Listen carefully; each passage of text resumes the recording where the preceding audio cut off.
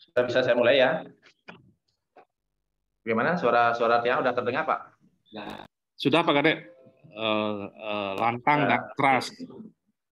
Ya, ini karena dari 2 hari yang lalu ini kayaknya jaringannya agak masalah ini Pak.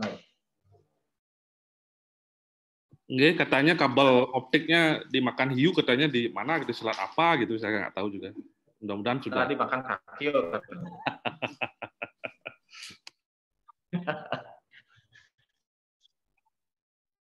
Oke, nah jadi gini, jadi kalau saya langsung mungkin casual aja ya, adik-adik casual aja, karena ini kalau boleh saya tahu ini semester berapa ini ya? Nah, biar bahasanya biar saya sesuaikan dengan semesternya Pak Nur. Ini semua angkatan Pak Kadek, ini kuliah umum. Ya, dari semester 1 sampai semester 20 ya? Iya, sampai angkatan Kenarok niki. Ya, silakan Pak. Oh, ya. Oke. Nah, jadi gini apa namanya? Saya sebenarnya sih ingin berbagi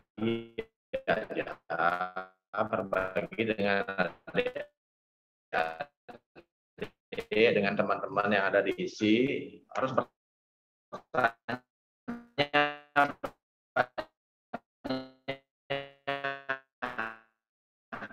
sesuai dengan pengalaman saya, sesuai dengan experience saya yang ada di lapangan menjadi seorang desainer interior. Nah, jadi itu menjadi menarik bahwa pertanyaan itu menjadi semacam trigger buat saya untuk menjelaskan atau untuk bisa sedikit memberikan pemahaman sesuai dengan pengalaman saya, tetapi tanpa ada pertanyaan kan menjadi apa benar ini yang diperlukan, kan gitu Pak Nur? Oke, siap. Nah, kira-kira seperti itu. Nah,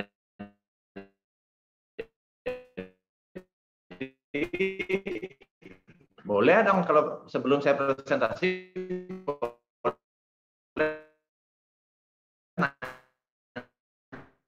dulu boleh gitu biar agak hangat sedikit suasananya. Ada pertanyaan? Halo adik-adik, bagaimana? Halo? Silakan ada adik mahasiswa. Halo? Ini saya gini Pak Nur, kenapa saya mau pertanyaan duluan gitu loh, pertanyaan duluan. Saya takutnya ini adik-adik ini ternyata nggak ada di sini saya ngomongnya gitu. Dengan sistem digital itu kan begitu kelemahannya bahwa bisa jadi daftarnya ada tetapi adik-adiknya nggak ada ternyata gitu loh. Oh, iya. Nanti saya takutnya saya ngobrol sendiri sama Pak Nur aja ngobrolnya, kan nanti saya ketemu aja ngopi sama Pak Nur ngobrol. Halo, Pak. Silakan mahasiswa ya, bisa. Ya. Cuman mau nanya asal Bapak dari mana? Oh, biar ada bertanya aja sih. Ya, yang lain gampang tuh jawabnya, terlalu gampang soalnya nanti saya jawab. Yang lain.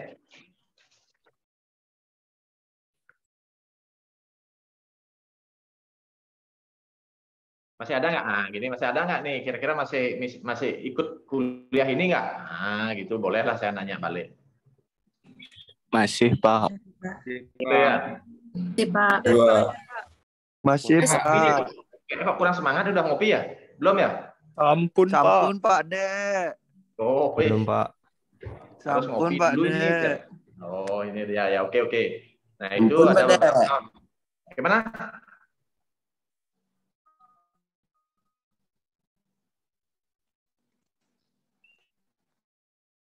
Pak, latar belakang Pak Kadek itu seperti apa? Maksudnya latar belakang dari kecil sampai sekarang hingga akhirnya memutuskan pada profesi desain interior.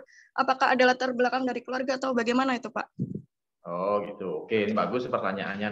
Ini jawabannya panjang ini. Yang tadi pertanyaannya juga bagus, tapi jawabannya pendek. Yang asal itu saya dari Bangli asalnya, kemudian merantau dari kecil di Denpasar. Dari kelas 5 SD di Denpasar. Nah, kemudian pertanyaan tadi bagaimana background-nya? Saya sebenarnya background-nya adalah memang suka gambar awalnya, tetapi nggak bagus gambarnya. Sampai sekarang pun belum bagus sebenarnya, hanya suka aja gambar, ngelihat orang gambar itu suka.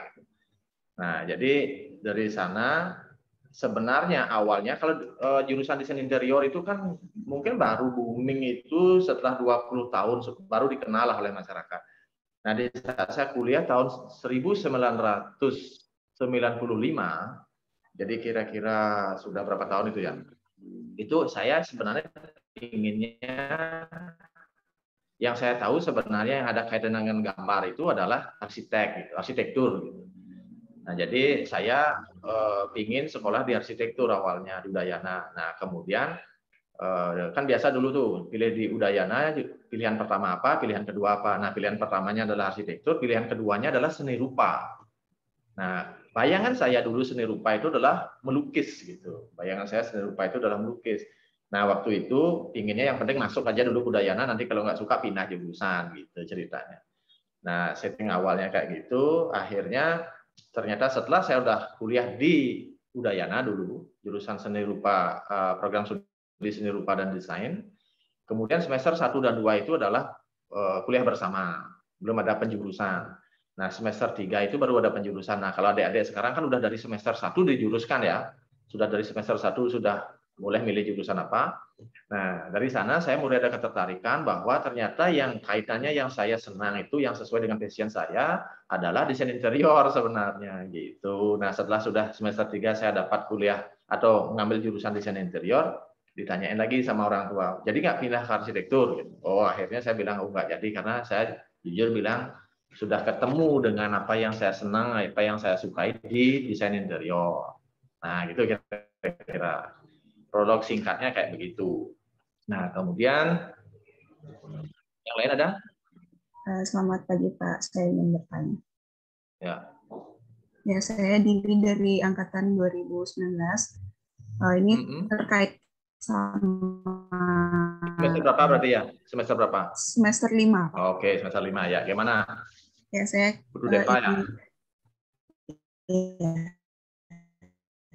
ini sekarang ya elemen dekoratif. Jadi setiap orang kan punya pandangan yang berbeda nih mengenai elemen dekoratifnya sedikit, tapi udah menurut dia tuh bagus. Ada yang kalau dekorasinya banyak itu baru bagus. Nah, menurut Bapak sendiri dari Pak Sos, ya. Ini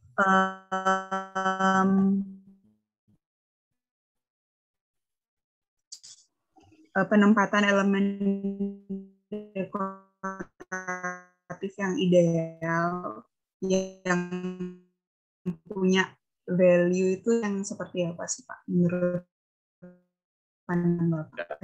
Ini pertanyaan udah semester 5. Nah, sebelum saya jawab, yang saya pelajari dan saya tangkap, saya artikan ya, kalau desain interior itu adalah suatu perancangan yang dimana bisa memberikan kepuasan pada sivitas di dalamnya, baik itu kenyamanan maupun keindahan. Ya. Oke. Nah, jadi kita harus mengacu kepada titik tolak dulu, bahwa apa sih sebenarnya yang kita anggap sebagai desain interior itu. Apa sih definisi desain? Kan ada kecenderungan di masyarakat, sebagian masyarakat menganggap seorang desain interior itu atau seorang desainer interior itu atau pekerjaan seorang desain interior itu adalah mendekor ruang. Artinya menciptakan dekorasi pada ruang. Nah, kan itu sebagian masyarakat yang saya pahami adalah atau pengalaman yang saya temukan di masyarakat atau di lapangan adalah sebagian masyarakat masih menganggap desainer interior itu tugasnya adalah hanya mendekor ruang aja. Nah, sehingga kita diharapkan hanya mempercantik ruang yang sudah mereka siapkan. Gitu. Ya, ini perlu adik-adik pahami supaya saya harapkan adik-adik nantinya setelah lulus kuliah menjadi seorang desainer interior bisa memberikan pemahaman, memberikan edukasi kepada masyarakat pengguna adik-adik tentunya bahwa desain interior itu bukan hanya sekedar mendekor ruang. Gitu. Nah, salah satu menjadi latar belakang kenapa saya harus kuliah di arsitektur. Nah, ini perlu saya perlu sampaikan bahwa karena saya ingin merubah paradigma masyarakat bahwa desain interior itu bukan menghias ruang, bukan mendekor ruang, tetapi adalah merancang ruang, di mana di dalam sebuah perancangan itu kita harus bisa menyelesaikan permasalahan daripada sivitas itu. Apa permasalahannya? Yaitu yang sudah adik-adik pahami dan sudah diberikan di kuliahnya adalah bisa menampung sebagai wadah atau fasilitas sebagai wadah menampung aktivitas manusia yang beraktivitas di dalamnya, kan gitu secara prinsip. Nah, sehingga kalau mengacu kepada satu definisi itu, berarti desain interior itu tidak hanya mendekor, karena dalam rangka untuk bisa menyelesaikan permasalahan atau problem solving atau mencari solusi akan permasalahan-permasalahan itu, berarti kita harus belajar tentang human behavior namanya, jadi perilaku manusia.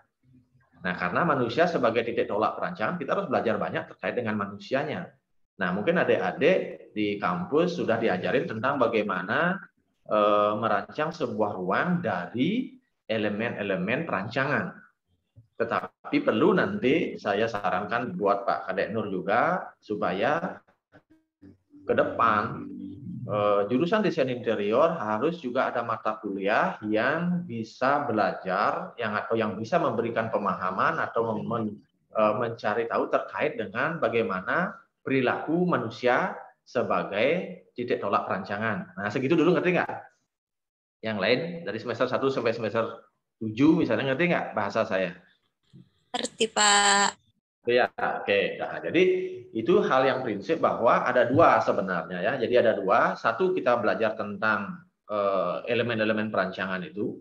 Jadi elemen-elemen perancangan itu tentunya sudah adik-adik sudah ada pelajaran nirmana, yang belajar tentang titik, belajar tentang garis, belajar tentang bidang, belajar tentang warna, belajar tentang tekstur, belajar tentang komposisi, belajar tentang proporsi, belajar tentang ritme, dan belajar banyak hal lagi terkait dengan elemen-elemen fisik daripada sebuah perancangan. Tetapi saya sendiri setelah menjadi seorang desainer interior, ternyata harus juga belajar tentang human behavior itu, artinya perilaku manusia. Nah, jadi perilaku manusia bisa jadi dari sisi fisiknya, bisa juga dari suara suaranya. Nah, kira-kira begitu. Nah, jadi ada dua hal sebenarnya yang adik-adik perlu pahami terkait dengan desain interior, adalah belajar tentang ruangnya atau tentang space, tetapi yang kedua adalah belajar tentang perilaku manusia pengguna ruang itu. Nah, itu dulu prolognya ya. Nah, itu prolognya terkait dengan desain interior. Nah, ini kita belum masuk kepada materi elemen dekoratif sebagai pendukung interior. Nah, maksudnya begini, kenapa saya perlu sekali menjelaskan terkait dengan esensi desain interior, supaya nanti setelah kita ngomongin tentang elemen dekoratif misalnya, atau dekorasi pada interior, adik-adik atau teman-teman jangan sampai terjebak bahwa interior itu adalah dekoratif gitu. Bahwa interior itu jangan dianggap bahwa desain interior adalah mendekor gitu. Nah, ini saya ada sedikit kekhawatiran kalau misalnya kita mau jelasin tentang elemen-elemen dekoratif, jangan adik-adik sampai berpikir bahwa oh ternyata di ruang itu harus ada dekorasinya. Oh, dekorasinya harus menjadi dominan atau segala macam, seperti yang teman-teman tanyakan tadi, bahwa bagaimana sejauh mana persentase elemen dekoratif ini menentukan tingkat keberhasilan sebuah perancangan interior. Nah, berapa persen? Nah, kan itu pertanyaan yang tadi. Nah, sebenarnya dari sisi persentase tidak ada yang menyatakan bahwa harus sekian persen. Atau kalau misalnya dia 100% menjadi berhasil perancangannya, atau misalnya hanya 10% menjadi gagal perancangan. Tidak ada kaitan dengan itu. Karena kalau kembali kepada satu statement tadi bahwa desain interior adalah sebuah proses merancang ruang, berarti elemen dekoratif itu adalah salah satu bagian saja. Hanya salah satu bagian dalam perancangan itu. Bukan satu-satunya perancangan, tetapi salah satu bagian dari perancangan. Nah, mungkin yang semester 5 sudah mulai paham, di mana perancangan interior itu kan kita harus ngomongin tentang sivitasnya, kita harus belajar tentang aktivitasnya, bagaimana urutan aktivitasnya, bagaimana kelompok aktivitasnya, kemudian kita bisa mengkaitkan bagaimana hubungan antara satu kelompok aktivitas dengan kelompok aktivitas lainnya, sehingga akan bisa kita menganalisis terkait dengan hubungan antar ruang nanti, menciptakan kebutuhan ruang, kemudian hubungan antar ruang, kemudian akan nantinya ada flow. Nah, sehingga selanjutnya kita bisa merancang interior. Nah, dekorasi itu adalah hanya salah satu bagian aja. Kira-kira segitu, nangkap nggak? Kecepatan apa kelambatan? Bisa. Ketinggian apa kerendahan? Gimana? Aman. Ngerti, Pak. Udah ya. Waktunya berapa lama ini ya, Pak Adi? Kalau kemarin sampai jam 12, Pak. Sekarang mau sampai jam berapa? Jam 4? Jam 12 ya Pak Dek, Kang Yang iki. Oh, jam 12. Belum ke kinerja industri nih Pak Kadek, Kang Nah, Yang. jadi gini. Siap. Oke, jadi saya mau cepat ini. Nah, jadi mungkin gini, jadi karena ini adalah elemen dekoratif, saya ngomongin elemen itu kan adalah unsur dekoratif, adalah merupakan suatu kerangka rancangan. Nah, ini agak normatif lah sedikit. Sebenarnya Pak Nur sama Pak Adi Tiago sudah pasti lebih jago ngasih informasi ini.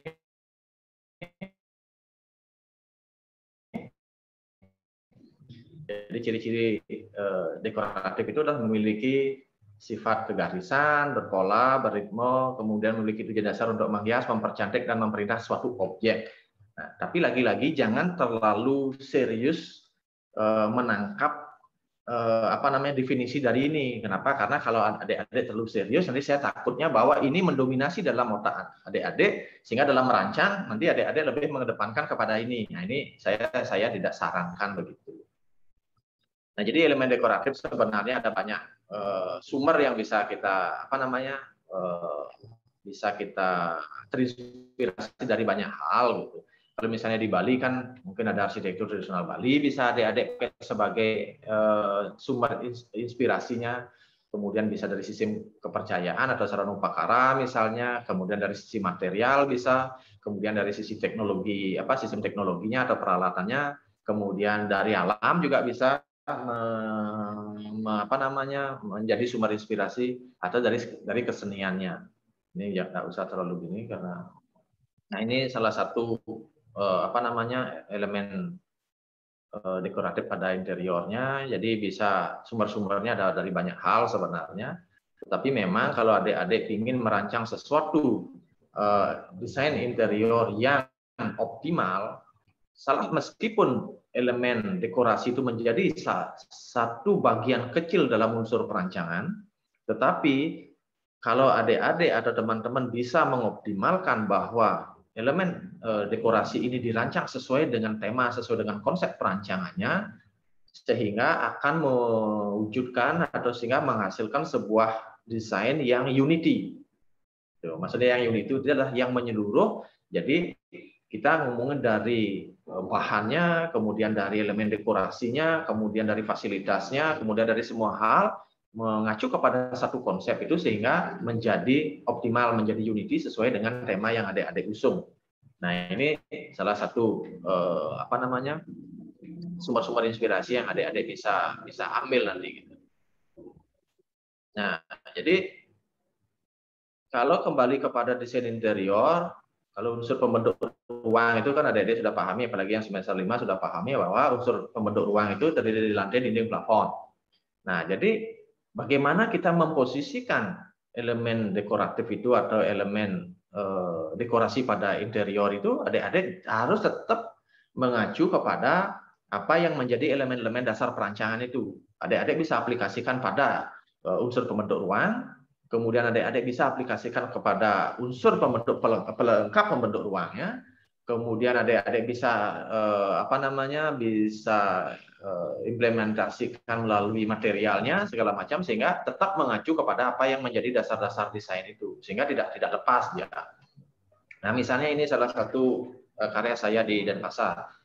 Nah, ini sebenarnya di satu sisi dia sebagai elemen atau unsur pembentuk ruang, plafon misalnya dan lantai, tapi di sisi lain saya mengoptimalkan rancangan elemen pembentuk ruang itu dengan memasukkan elemen-elemen dekorasi sehingga rancangan yang dihasilkan tidak terpisah dia.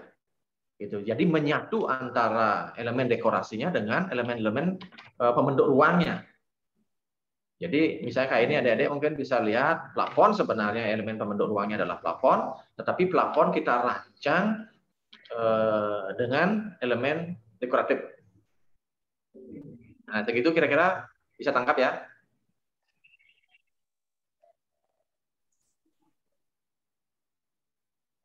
Bisa dilanjutin? Bisa, Pak, bisa. Bisa, Pak. Oke. Bisa, Nah, Pak. jadi Bisa, Pak. ini penting buat adik-adik pahami sehingga elemen dekoratif itu bukan sesuatu elemen yang terlepas dari unsur-unsur perancangan. Jadi sebuah desain yang optimal akan bisa terlihat apabila adik-adik bisa memasukkan elemen dekorasi itu ke dalam elemen-elemen perancangan. Jadi nggak lepas ya, tiba-tiba adik-adik misalnya ngerancang apa nih, misalnya ngerancang ruang tidur, tiba-tiba beli wayang di Sukawati kemudian ditaruh di sana. Bisa nggak? Bisa aja, tetapi optimalisasi desainnya menjadi kurang dalam. Kenapa? Karena adik-adik hanya memasukkan satu elemen dekorasi dari luar perancangan itu, kemudian Anda memasukkan, tinggal naruh aja. Meskipun itu sebenarnya bukan salah. Tidak salah, tetapi optimalisasi rancangannya menjadi, oh tinggal kan gampang ini orang beli wayang aja atau beli sesuatu ditaruh di kamarnya sebagai elemen estetik atau elemen dekorasi. Nah, jadi ini salah satu implementasi bagaimana sebuah elemen dekorasi bisa mengoptimalisasi atau mengoptimalkan hasil rancangan desain interior itu. Nah, ini salah satu. Nah, ini di siang harinya kayak begini. Nah, jadi saya tidak masuk ke bagaimana value di belakang fisiknya ini, tetapi bagaimana sebuah elemen dekorasi kita coba manfaatkan atau kita aplikasikan ke elemen-elemen atau unsur-unsur pembentuk ruang itu. Kira-kira begitu. Nah, misalnya kayak ini. Ini saya merancang ruang atau desain interior pada ruang sidang DPRD Kota Denpasar. Nah, jadi kalau adik-adik bisa sebenarnya saya memasukkan elemen dekorasinya itu satu pada unsur pembentuk ruang, jadi ada pada plafon. Nah, kayak ini misalnya di plafonnya kita masukkan elemen dekorasinya. Nah, kemudian dinding juga. Ini misalnya sama ini juga. Ini termasuk background ini juga. Ini adalah perancangan pada unsur bentuk ruang dinding. Kemudian juga kita bisa manfaatkan atau aplikasikan pada furniturnya atau fasilitasnya. Nah, ini di fasilitas ini kita rancang begini, masuk kursinya. Nah, sehingga pertanyaan yang tadi bahwa sejauh seberapa persen dekorasi itu bisa seberapa persen harusnya memanfaatkan dekorasi untuk menjadi desain yang bagus. Nah, itu jawabannya relatif itu. Jawabannya sangat relatif, sangat tergantung dari niat seorang desainer itu untuk mengaplikasikan dekorasi dan apa maksudnya dan apa tujuannya. Misalnya kayak sekarang ini, kalau saya mungkin sedikit jelaskan kenapa di sini kita optimalkan dekorasi, karena di sini sebagai background, sebagai focal point pada areal ruang sidang. Di sini focal point-nya. Nah, jadi ini kita. Nah, kemudian di sini kita sengaja bidang datar. Kenapa? Karena di sini ada screen yang nantinya orang bisa fokus untuk melihat apa yang dipresentasikan oleh anggota DPR atau ketua DPR misalnya. Di sini ada screen 2 sehingga kita ruang kosong. Nah, tetapi di saat screen itu nggak kepakai, nah jadi ini menjadi ruang bidang kosong yang memberikan efek membuat ini menjadi jauh lebih menonjol karena sesuatu hal yang menonjol itu atau sesuatu hal yang rumit akan menjadi lebih menonjol apabila di sebelahnya ada bidang-bidang yang datar atau bidang-bidang kosong dia. Nah, itu manfaatnya atau itu fungsinya kenapa saya mengoptimalkan di sini loh. Nah, gitu kira-kira seperti itu. Nah, kemudian yang di plafon juga, nah ini dekorasinya adalah style wayang kamasan. Nah, di sini ada cerita-cerita yang nggak usah saya jelaskan di sini karena tidak terkait dengan. Nah, misalnya kayak ini. Ini kayaknya diisi Denpasar ini. Nah, jadi ini diisi Denpasar, ini kan juga plafonnya kita rancang sebagai elemen dekorasi juga. Padahal secara esensi bahwa dalam desain interior ini adalah sebagai unsur pembentuk ruang, plafon dia. Gitu. Nah, termasuk ini misalnya ada hal-hal kecil ini. Kira-kira begitu. Nah, ini adik-adik bisa lihat plafon sebagai elemen unsur pembentuk ruang, kemudian railing itu sebagai unsur pelengkap pembentuk ruang, tapi kita juga masukkan dekorasi di sini. Sehingga dekorasi itu menjadi sesuatu hal yang signifikan, bermanfaat dalam rangka untuk menciptakan rasa ruang. Itu mungkin adik-adik yang semester tinggi baru mengerti itu ya. Jadi untuk menciptakan rasa ruang sesuai dengan tema atau konsep yang adik-adik usung di dalam sebuah perancangan interior itu. Nah, termasuk lukisan pun adalah sebagai elemen dekorasi sebenarnya, sebagai elemen dekorasi dalam ruang. Nah, misalnya ini salah satu karya saya di Alaya, Dharma Negara Alaya. Nah, kita juga manfaatkan dekorasi pada dinding. Jadi unsur pembentuk ruang. Kemudian, nah ini perancangan plafon atau ceiling ini. Di satu sisi kita merancang plafon, kemudian sisi lain juga kita berpikir dalam perancangan itu bagaimana itu menjadi elemen estetik dalam ruang atau menjadi elemen dekorasi pada desain interior itu. Nah, jadi ini salah satu contohnya. Jadi salah satu contoh ini tekniknya menggunakan teknik mural, kemudian ini menggunakan kayu. Tetapi karena kita rancang agak khusus, sehingga ini menjadi elemen estetik tersendiri atau elemen dekorasi sendiri pada interior. Kira-kira begitu. Nah ini juga pas under construction-nya. Kemudian, nah ini pada di DNA juga Dharma Negara kita manfaatkan pada dinding, jadi satu elemen-elemen. Nah, termasuk adik-adik jangan menganggap bahwa elemen dekorasi itu hanya sekedar ukiran saja, gitu. Bukan hanya sekedar ukiran. Pemanfaatan garis, komposisi sebuah garis, komposisi sebuah bidang, komposisi sebuah warna, dia akan menjadi elemen dekorasi pada ruang. Misalnya contohnya kayak ini nih, nah kayak ini misalnya gitu. Nah, ini bisa sebenarnya kita sebut sebagai elemen dekorasi pada ruang, tetapi kita mendesain pada perancangan interior adalah sebenarnya kita mendesain dinding. Tetapi efek yang dimunculkan ataupun dampak yang dihasilkan dari rasa ruang itu karena kita ngerancang dindingnya dengan pola komposisi bidang dan komposisi warna, akhirnya dia akan menjadi elemen dekorasi dalam ruang, dalam desain interior itu. Gitu. Nah, kira-kira begitu. Bisa nangkap nggak?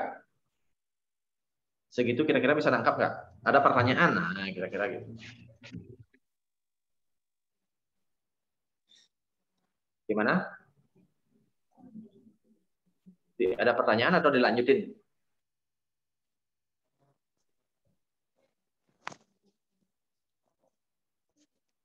Lanjut dulu ya. Lanjut dulu, Pak. Nah, misalnya kayak ini, saya juga merancang satu bidang pada kantor pelayanan publik Kota Denpasar juga. Nah, jadi saya memanfaatkan baris. Nah, seperti apa yang saya tadi itu adalah kesenian juga bisa menjadi elemen dekorasi pada interior. Tergantung dari tema bagaimana kita merancang sebuah desain interior itu. Nah, kenapa baris misalnya? Karena ini kebetulan di Denpasar baris sebagai ikon Kota Denpasar, di mana Denpasar visinya adalah kota yang berwawasan budaya. Jadi saya mencoba mengakomodir baris itu sebagai ikon Kota Denpasar, kita manfaatkan sebagai elemen dekorasi pada dinding. Nah, ini proses proses sketsanya segala macam. Nah, sini proses pengerjaannya. Jadi kita bisa melihat satu bidang ini baris dia.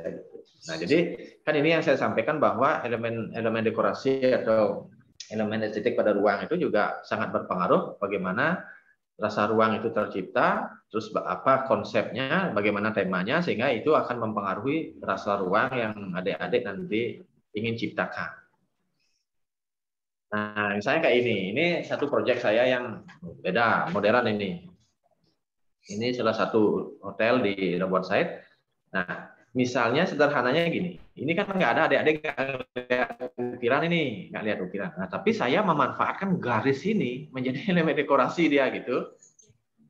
Kan elemen dekorasi itu sebenarnya nggak sesederhana yang adik-adik mungkin yang atau teman-teman pahami bahwa beli sesuatu kemudian kita tempel di sana, kemudian harus ada motifnya ada segala macam. Nggak hanya sekedar itu.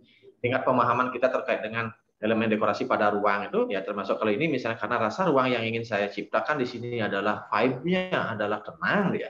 Karena ini adalah tempat peristirahatan, tempat tidur. Nah, jadi kita berusaha untuk meminimais hal-hal rumit yang membuat pemikiran orang yang tinggal di sana menjadi dinamis, agak mikir dia gitu. Kalau ini ya ini bisa kita taruh hanya kasihkan satu bidang horizontal, kemudian satu garis horizontal dan satu garis vertikal. Nah, efek yang ditimbulkan adalah adik-adik bisa ngelihat garisnya, adik-adik bisa ngelihat garis horizontal dan garis vertikal, adik-adik bisa lihat.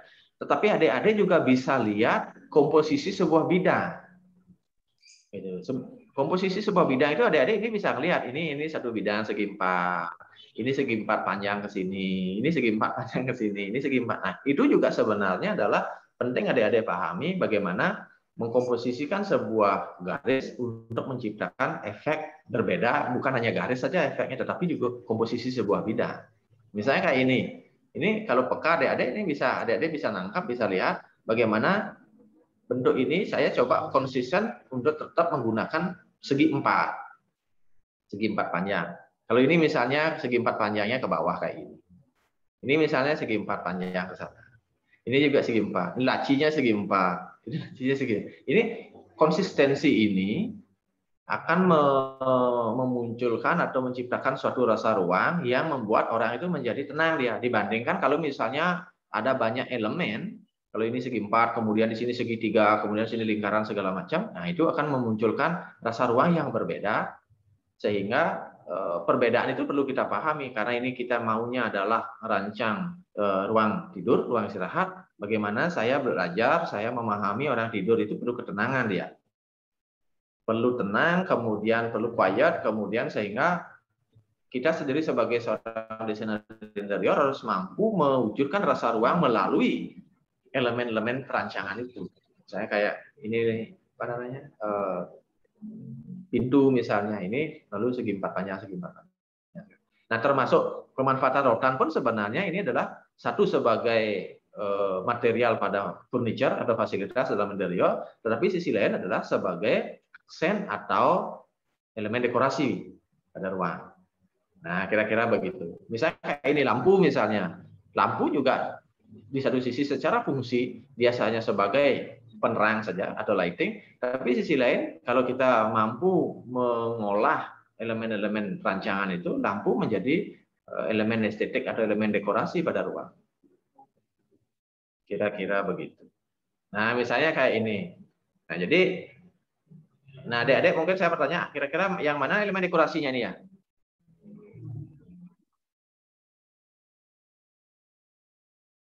Halo? Garis horizontal di dinding itu, Pak. Nah, garis horizontal list nih ke Pak.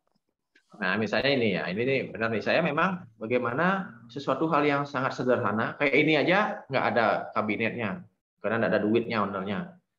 Nah, misalnya gitu, tetapi gimana membuat sesuatu hal yang dengan ada keterbatasan biaya, tetapi kita juga ditantang sebagai seorang perancang, sebagai seorang desainer, mampu juga memberikan sesuatu hal yang tidak biasa untuk ada nilai lebihnya kita sebagai seorang perancang. Nah, jadi kita mencoba memanfaatkan kayu inlay ini di dalam dinding yang akhirnya memunculkan sebuah komposisi. Di sini adalah plesteran, aci atau semen polish, kemudian di sini adalah tile atau keramik, tetapi kita mencoba membuat satu garis yang memberikan efek sebagai transisi sebenarnya dan efek material yang berbeda dengan ini.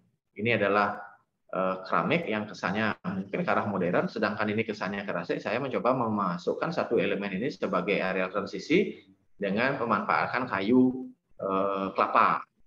Nah, gitu kira-kira. Nah, jadi adik-adik nggak usah harus berpikir bahwa elemen dekorasi itu sesuatu hal yang tidak harus begitu. Karena ini pun sebenarnya adalah elemen dekorasi. Nah, misalnya kayak ini.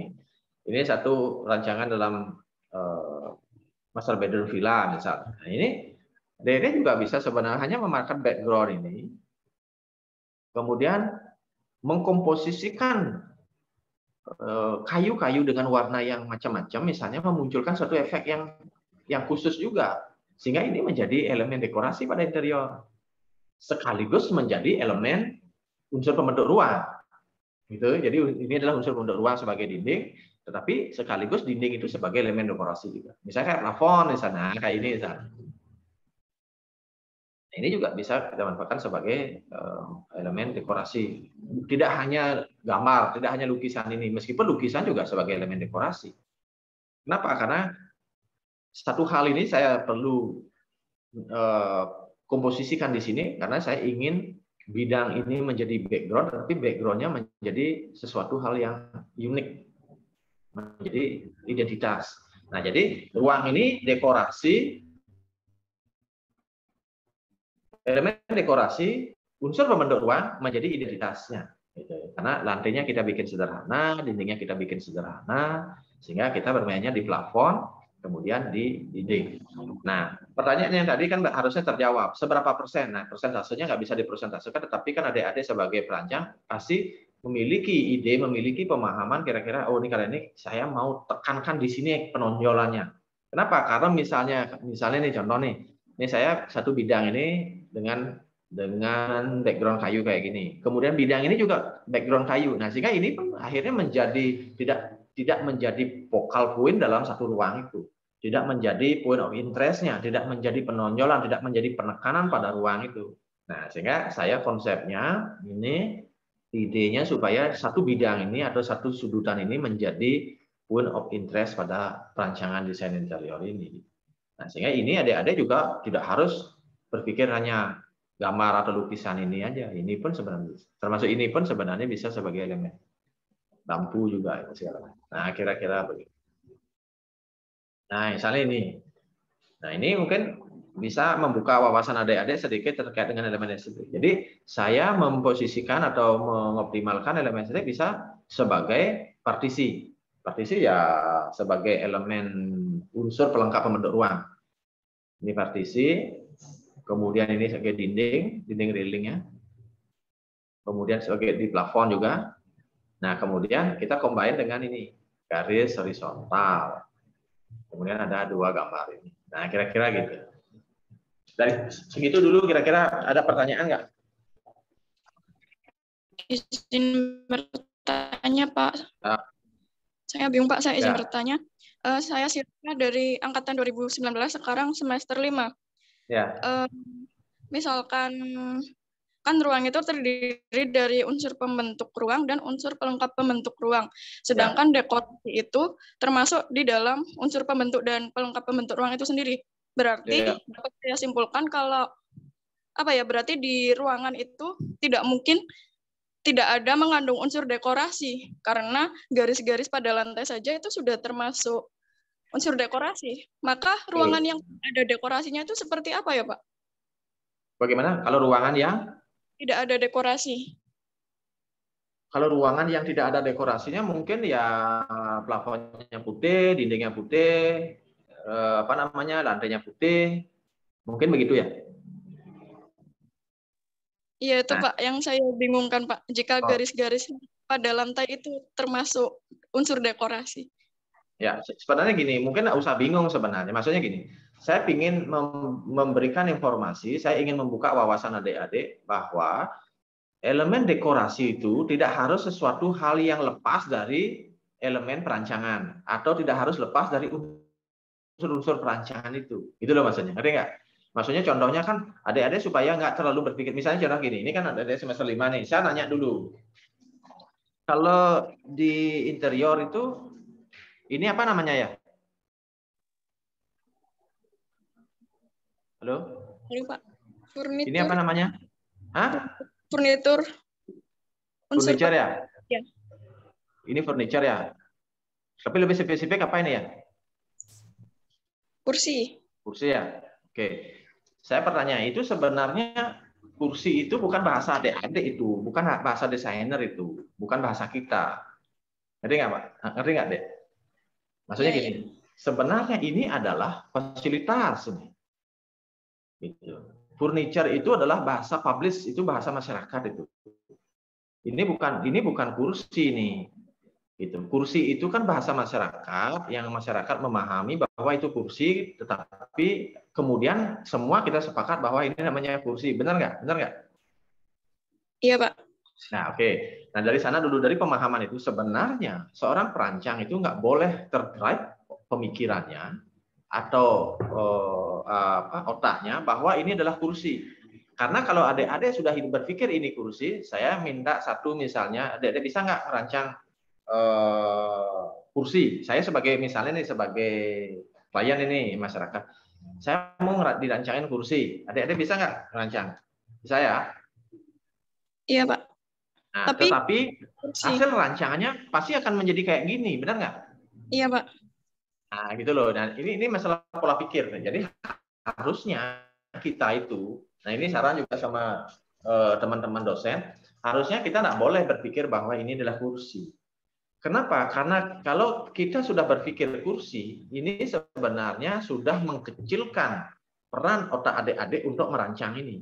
Bisa-bisa dipahami ya? Harusnya ini adalah di pikiran kita ini adalah tempat duduk aja. Atau fasilitas untuk duduk.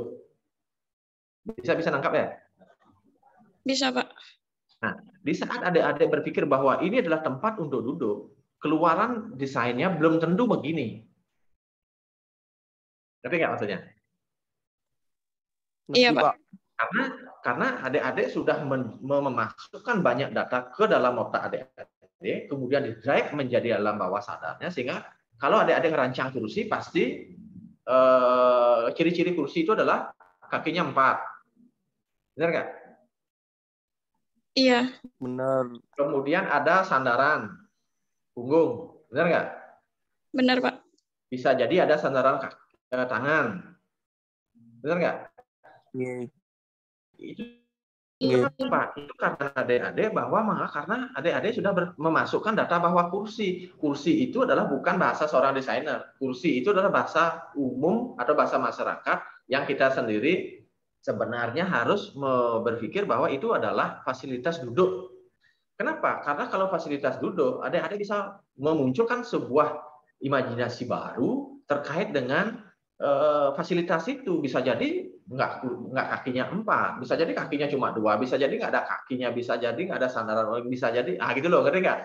Nah, itu yang harusnya kita jangan terjebak dengan itu. Nah, sama seperti dekorasi itu. Nah, jadi dekorasi misalnya kayak ini.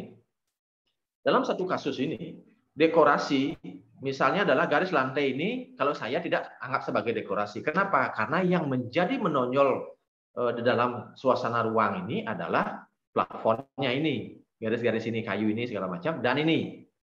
Sehingga inilah yang menjadi unsur estetiknya atau elemen dekorasi pada ruangnya. Atau ini. Kalau menghadap ke sini ada tamu, pasti ini. Bisa nggak? Bisa nangkap ya? Nah, pemahaman ini penting adik-adik ketahui supaya adik tidak terjebak dengan bahwa dekorasi adalah sesuatu yang diukir, sesuatu yang dari metal, sesuatu yang ditempel di dinding, atau sesuatu yang ditempel di plafon. Jangan berpikir begitu. Nah, gitu loh maksud saya. Saya ingin membuka wawasannya sehingga dekorasi itu adalah sesuatu yang membuat menjadi lebih indah sebuah objek itu. Nah, kan itu kalau mengacu kepada satu statement tadi adalah satu elemen yang meningkatkan nilai estetis pada sebuah objek itu. Nah, jadi kalau ini sebenarnya kalau saya hanya pasang satu dinding aja, putih misalnya, mungkin menjadi kurang menarik dibandingkan kalau pasang ini. Gitu loh. Ngerti nggak ada deh? Ya. Itu maksudnya. Itu maksud saya sehingga pola lantai pun sebenarnya bisa dianggap sebagai dekorasi seperti yang slide saya yang pertama itu kan di lantai ada itu polanya. Bisa dianggap sebagai unsur dekorasi dalam interior gitu. Jadi tidak harus melulu sesuatu hal yang lepas kayak begini. Ini bisa nggak? Oh ya bisa. Gitu loh maksudnya. Bisa nangkap ya? Ya, bisa, Pak. Nah, misalnya kayak ini. Nah, ini nih, mungkin contohnya. Misalnya contohnya ini kalau ada yang ngelihatnya bahwa ini dekorasi apa bukan? Dekorasi, Pak. Karena... Oke, dekorasi. Nah, saya tanya lagi, ini unsur pelengkap pembentuk ruang apa bukan? Termasuk, Pak. Nah, kan termasuk berarti kan. Nah, berarti sebuah dekorasi atau sebuah unsur pembentuk ruang yang dirancang sekaligus dengan dekorasinya. Nah, itu loh maksudnya, ngerti nggak? Sehingga dekorasi itu tidak hanya didatangkan dari luar kemudian ditempel di dinding ini ya, bukan gitu maksudnya.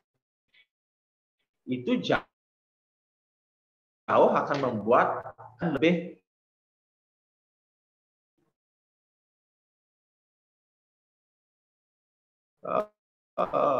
lebih original.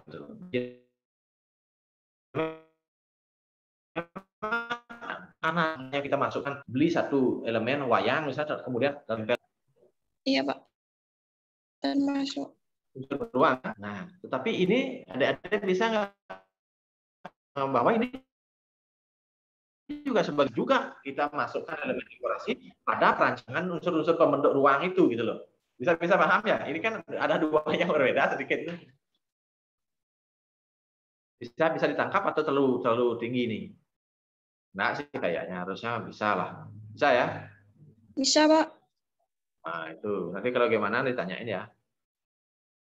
Nah misalnya kayak ini. Ini kan boleh dibilang bahwa ini didatangin dari luar. Nah, boleh lah misalnya gitu. Didatangin dari luar sebagai elemen dekorasi, kemudian dikomposisikan pada elemen unsur atau unsur pembentuk ruang. Nah, kita boleh begitu bahasanya. Sehingga ini menjadi dekorasi dia.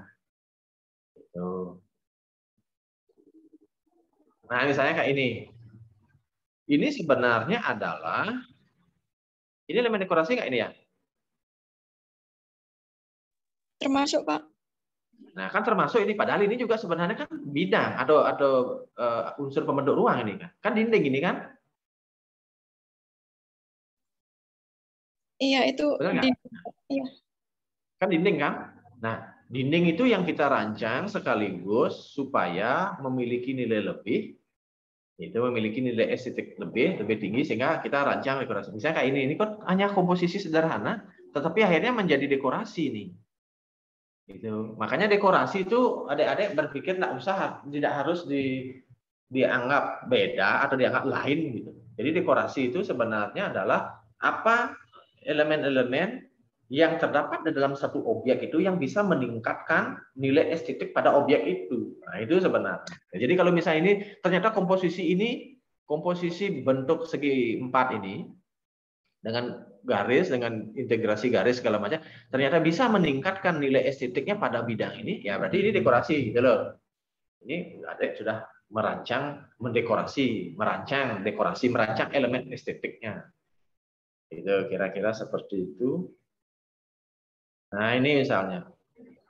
Ini kan kalau jujur kan sederhana sebenarnya. Ini sederhana, satu bidang ini, bidang saya komposisi, tetapi meskipun sederhana, jujur bilang ini lama saya mikirnya. Ini berhari-hari mikirnya, banyak ngabisin kopi nih. Saya mikir ini banyak ngabisin. Padahal hanya satu bidang ini. Kenapa? Karena bagaimana mengkomposisikan ini supaya dia terintegrasi segala macam, sehingga di sininya nanti ada title terkait dengan petunjuk arah sebenarnya ruangan kayak ini. Nah ini kan ini ya, ini ada nama-nama ruangnya. Yang di sini apa ruangnya ada cooking space apa segala macam gitu. Nah ini sebenarnya saya idenya gitu. Jadi ada sesuatu yang di sini nanti kita pasang. Nah jadi dari satu kerumitan ini ujung-ujungnya harapannya adalah ini yang ingin saya tonjolkan.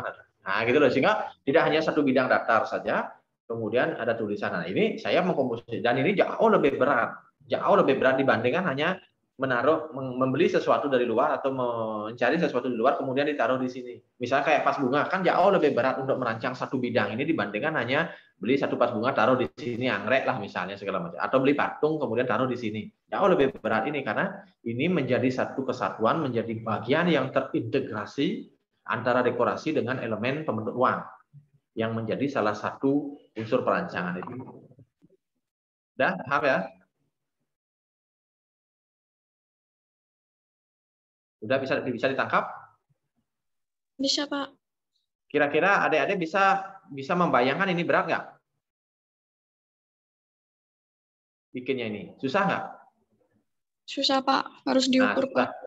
Nah, susahnya ini adik-adik bisa lihat dari perancangnya ini kan mukanya ini muka capek ini, benar nggak? Iya, Pak. Nah, itu kan susahnya bukan main, ini lihatnya perancangnya capek banget tuh mukanya ngelihat proyek gitu loh. Nah, kira-kira gitu. Nah, ini misalnya kayak ini. Nah, ini kan sebagai background, sebagai bidang, sebagai dinding, tetapi dia sebagai elemen dekorasi. Nah, saya enggak. Ini kalau saya ngomongin ini panjang lagi ngomongin apa sebenarnya konsepnya ini. Itu. Nah, jadi Ini sebagai orang ini dia ini bercerita tentang Kota Denpasar sebenarnya. Padahal ini sebenarnya hanya komposisi bidang saja. Hanya komposisi, dan kalau adik-adik bisa ngelihat, peka, nangkap ini adalah sebuah proses pengulangan komposisi bidang. Dan ini juga susah saya bikinnya ini, berat saya bikinnya ini. Lama bikinnya ini gitu loh. Untuk mempertemukan ini, kemudian karena setelah itu misalnya kayak gitu. Nah, ini bisa sebagai elemen dekorasi. Nah, misalnya ini juga. Nah, ini juga sebagai elemen dekorasi yang kita satukan dengan unsur pembentuk ruang itu. Gitu.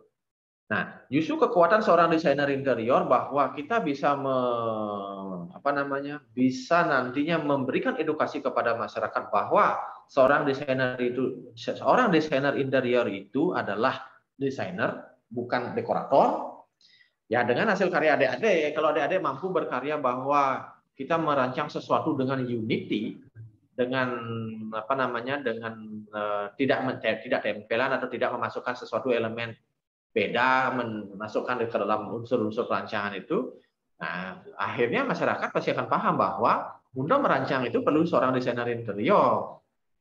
Gitu, perlu seorang desainer interior. Nah, di sanalah saatnya adik-adik bisa mengedukasi masyarakat bahwa seorang desainer interior bukanlah seorang dekorator. Itu kira-kira begitu.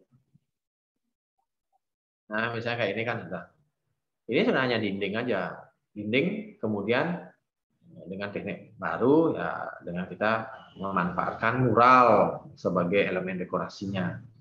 Temanya sesuai dengan tema perancangan ruang adik-adik. Kira-kira begitu. Ini juga kan nggak gampang ini. Jadi ada proses kreatif dulu, kemudian ini menjadi supaya kita bisa aplikasikan. Coba segitu dulu. Ada yang mau nanya nggak? Ini kan ada nilainya ini. Ada nilainya nggak, Pak?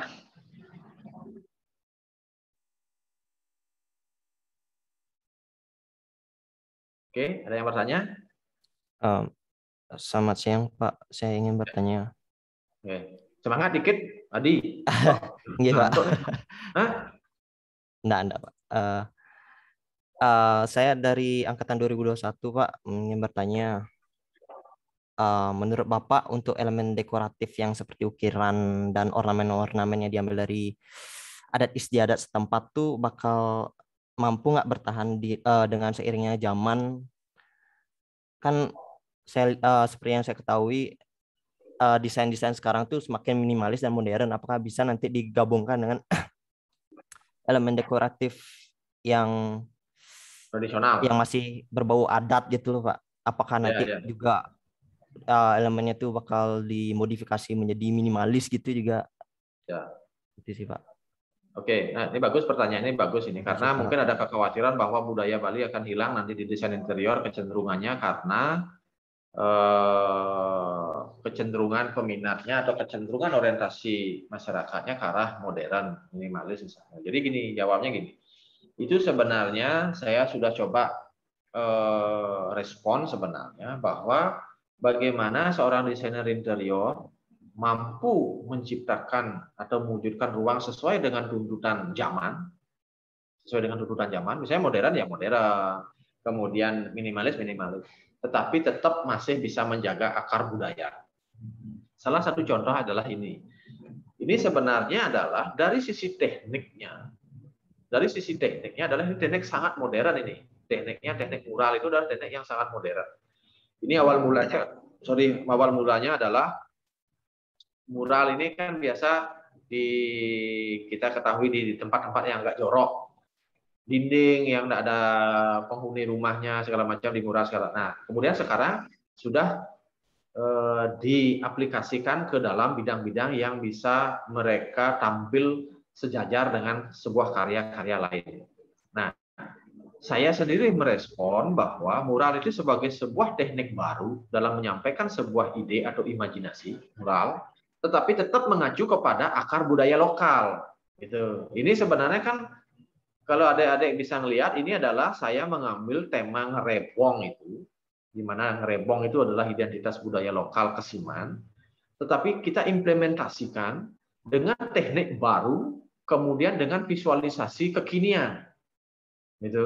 Misalnya contohnya Rangdo, gitu. Misalnya kayak Rangdo ini kita bikinnya suasananya tidak magis seperti realnya. Tetapi visualisasi Rangdo itu kita aplikasikan dengan teknik baru, teknik mural, kemudian kita tempatkan pada bidang modern, kemudian kita manfaatkan pewarnaan-pewarnaan untuk bisa relevan dengan rasa ruang yang ingin kita bangun, tetapi tetap masih mengacu atau mengambil inspirasi dari akar budaya lokal. Nah ini kan penting ini. Nah kan mungkin itu yang adik-adik bahwa bisa nggak ini? Ya bisa, ini jawabannya. Gitu. Nah kemudian ini juga salah satu jawaban ini sebenarnya adalah komposisi ini adalah kan komposisi modern ini. Komposisi modern, kemudian bidangnya sangat modern, sangat sederhana kita bikin, tetapi kita masih memasukkan elemen-elemen dekorasi dengan spirit lokal dan memasukkan dalam sebuah komposisi modern. Gitu. Bisa ditangkap ya. Sehingga pertanyaan tadi jawabannya sangat bisa selama seorang desainer memiliki kepekaan, ketajaman intuisi dalam rangka mengambil sumber inspirasinya, kemudian mentransformasi sumber inspirasi itu menjadi sebuah visual baru yang unity dengan hasil rancangan adik-adik. Itu berat kayaknya itu. Kata-katanya terlalu berat ya. Artinya sederhananya gini, bisa sebenarnya ini salah satu contohnya gitu. Ini kan sebenarnya kalau ini kan adalah Bali ini, ukiran Bali. Gitu. Iya. Jadi kita komposisikan, tetapi komposisinya modern. Bidangnya bidang-bidang modern. Itu kira-kira. Bisa ditangkap ya, Adi? Iya, Pak. Ya. Bisa Kan bisa ditangkap. Iya. Berarti emang tergantung desainernya juga ya Pak ya, kalau emang misalnya tergantung tingkat ketajaman tingkat ketajaman rasa atau intuisi seorang desainer. Oleh karena itu adik-adik yang semester 1 sampai semester 7 harus banyak belajar. Harus banyak belajar karena saya itu sebagai desainer interior baru 21 tahun. Baru 21 tahun, baru bisanya begini aja. Gitu loh. Jadi adik-adik yang baru belajar, makanya memanfaatkan sebagus mungkin momentum, memanfaatkan sebaik mungkin waktu untuk bisa meningkatkan kepekaan. Kenapa? Karena kepekaan itu tidak bisa instan. Kalau bahasa kerennya sangat tergantung dari jam terbang, gitu katanya kan. Karena adik-adik waktu yang di kampus kan sangat terbatas, hanya 3,5 tahun harus sudah tamat. 3,5 tahun sudah tamat, atau 4 tahun maksimal sudah harus tamat. Sedangkan kepekaan itu perlu bertahun-tahun untuk mengasah kepekaan itu. Oke? Oke, Pak. Ya. Sukses semua, Pak. Tapi semangat Adi, jangan jatuh aja. Iya, Pak. Biasa baru bangun. Nah, ya, ini misalnya dia, ini contohnya. Nah, kan ini sebenarnya ini adalah sebuah komposisi modern sebenarnya. Kalau jujur ini adalah modern ini. Ini bermain repetisi namanya adalah pengulangan-pengulangan. Tetapi elemen yang kita ulang atau elemen yang kita masukkan atau unsur yang kita masukkan, unsur dekorasinya adalah ya ukiran Bali ini. Iya, benar. Nah, gitu loh. Sumber inspirasinya ya dari bunga Padma sebenarnya. Nah, diimplementasikan menjadi karya seni tradisional Bali, tetapi kita komposisikan pada karya modern. Nah, gitu, biar keren sedikit. Nah, ya. Nah, ini kan, nah, saya kayak mungkin ini sebelumnya. Nah, ini misalnya. Oh, ini kan Bali ini. Gitu. Dan kita implementasinya ke dalam karya modern. Nah, ini misalnya komposisi-komposisi. Nah, nanti adik-adik bisa lihat. Nah, ini secara fungsi ini sebenarnya adalah peredam akustik pada ruang, tetapi kita mau mengkomposisikan bidang-bidang ini. Nah, ini akhirnya jadi kayak gini. Ini kan Bali. Elemen dekorasi. Nah, ini komposisi. Detailnya ini dia. Oke, bisa nangkap? Ada yang bertanya? Saya, Pak, mau bertanya. Ya, untuk Eka. Nah, di elemen dekoratif ini kan ada yang semester berapa, Du? Semester berapa? Saya angkatan 2021, Pak. Oh, baru ya? Oke. Gimana? Dalam elemen dekoratif ini kan ada elemen yang sudah ada di pasaran dan elemen dekoratif yang di custom. Jadi gimana sih cara kita sebagai desainer saat konsultasi kepada tukang agar pada saat pembuatan elemen custom tersebut dapat berjalan maksimal? Apakah dengan membuat konsep saja atau memberikan desain bentuk yang sudah jadi kepada tukangnya atau senimannya, Pak? Ya, oke. Nah, jadi pertanyaannya begini. Jadi ada elemen dekorasi, ada yang sudah ada yang custom. Nah, itu ya. Nah, kemudian bagaimana kita mewujudkan sebuah desain dan bagaimana kita mengkomunikasikan desain kita kepada tukang supaya tukangnya bisa mengerjakan sesuai dengan apa yang kita maksud. Itu ya, itu ya. Iya, Pak. Nah, jadi gini. Sebenarnya gini tuh. Jadi elemen dekorasi itu boleh memanfaatkan sesuatu dekorasi yang sudah ada untuk bisa meningkatkan estetika pada ruang. Kan udah itu bahwa dekorasi yang sudah ada. Atau juga bisa kita merancang dekorasi sesuai dengan konsep atau tema kita dalam rangka meningkatkan estetika atau keindahan dalam ruang. Kan ada dua cara itu. Nah, kalau saya kalau kita sebagai perancang, kita sebagai desainer interior, hendaknya, meskipun tidak harus lah, hendaknya kita merancang sesuatu. Kita harus menciptakan sesuatu, bukan memindahkan sesuatu, tetapi menciptakan sesuatu. Nah, oleh karena itu semakin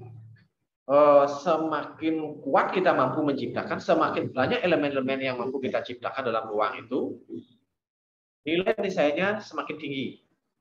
Tingkat originalitas desainer semakin tinggi. Kemampuan seorang desainer itu semakin tinggi juga. Dibandingkan hanya itu misalnya hanya membeli elemen dekorasi di pasar, kemudian ditempatkan di ruangan. Meskipun itu tidak salah. Tetapi tingkat kedalaman sebuah desain itu jauh lebih tinggi apabila kita sebagai seorang desainer interior merancang semua elemen-elemen pada perancangan itu. Nah, pertanyaan yang berikutnya adalah bagaimana kita menerjemahkan atau mengkomunikasikan ide kita kepada tukang. Nah, jadi kan ada banyak teknik itu. Nah, itu karena baru semester 1 nanti akan diajarin terkait dengan bagaimana mencari ide, gagasan ide, bagaimana memunculkan ide. Artinya menangkap imajinasi yang abstrak itu ke dalam hal-hal menjadi hal-hal visual 2 dimensi misalnya. Diajarin nanti. Kemudian akan diajarin tentang bagaimana membuat gambar kerja, bagaimana diajarin membuat gambar 3 dimensi. Juga akan diajarin bagaimana membuat miniatur atau maket. Nah, jadi semua yang nanti akan diajarin itu adalah salah satunya fungsinya untuk bisa menerjemahkan ide-ide seorang perancang itu, satu kepada kliennya, yang kedua bisa jadi kepada pelaksananya atau kontraktornya atau tukangnya atau mandornya. Nah, jadi itu sendiri sekarang harus belajar dulu yang semangat, tangkap semua apa yang diajarin di kampus, serap semua apa yang di mata kuliah yang dikasih di kampus. Nah, itulah sebenarnya metode ataupun cara untuk nantinya adik-adik bisa menerjemahkan ide itu, kemudian bisa mengkomunikasikan kepada pelaksana maupun kepada pemberi tugas. Tangkap tuh. Oke, baik Pak. Terima kasih Pak. Nah, makanya belajar yang banyak tuh. Caranya harus belajar yang banyak. Ya. Iya, Pak. Iya, Pak. Oh. Nah, misalnya ini. Yang lainnya masa ya nih, Putu aja nanti masa di sini sama saya. Iya, Pak. Saya ada pertanyaan? Saya ingin bertanya, Pak. Siap, nama? Saya Eka, semester 5, angkatan 2019. Oke, Kak, silakan. Saya ingin bertanya, Pak. Ornamen itu kan rumit ya, Pak. Ya. Apa Bapak tuh pernah membuat versi sederhana dari ornamen? Misalnya seperti pepatran, seperti itu. Pernah nggak Bapak tuh membuat versi minimalisnya?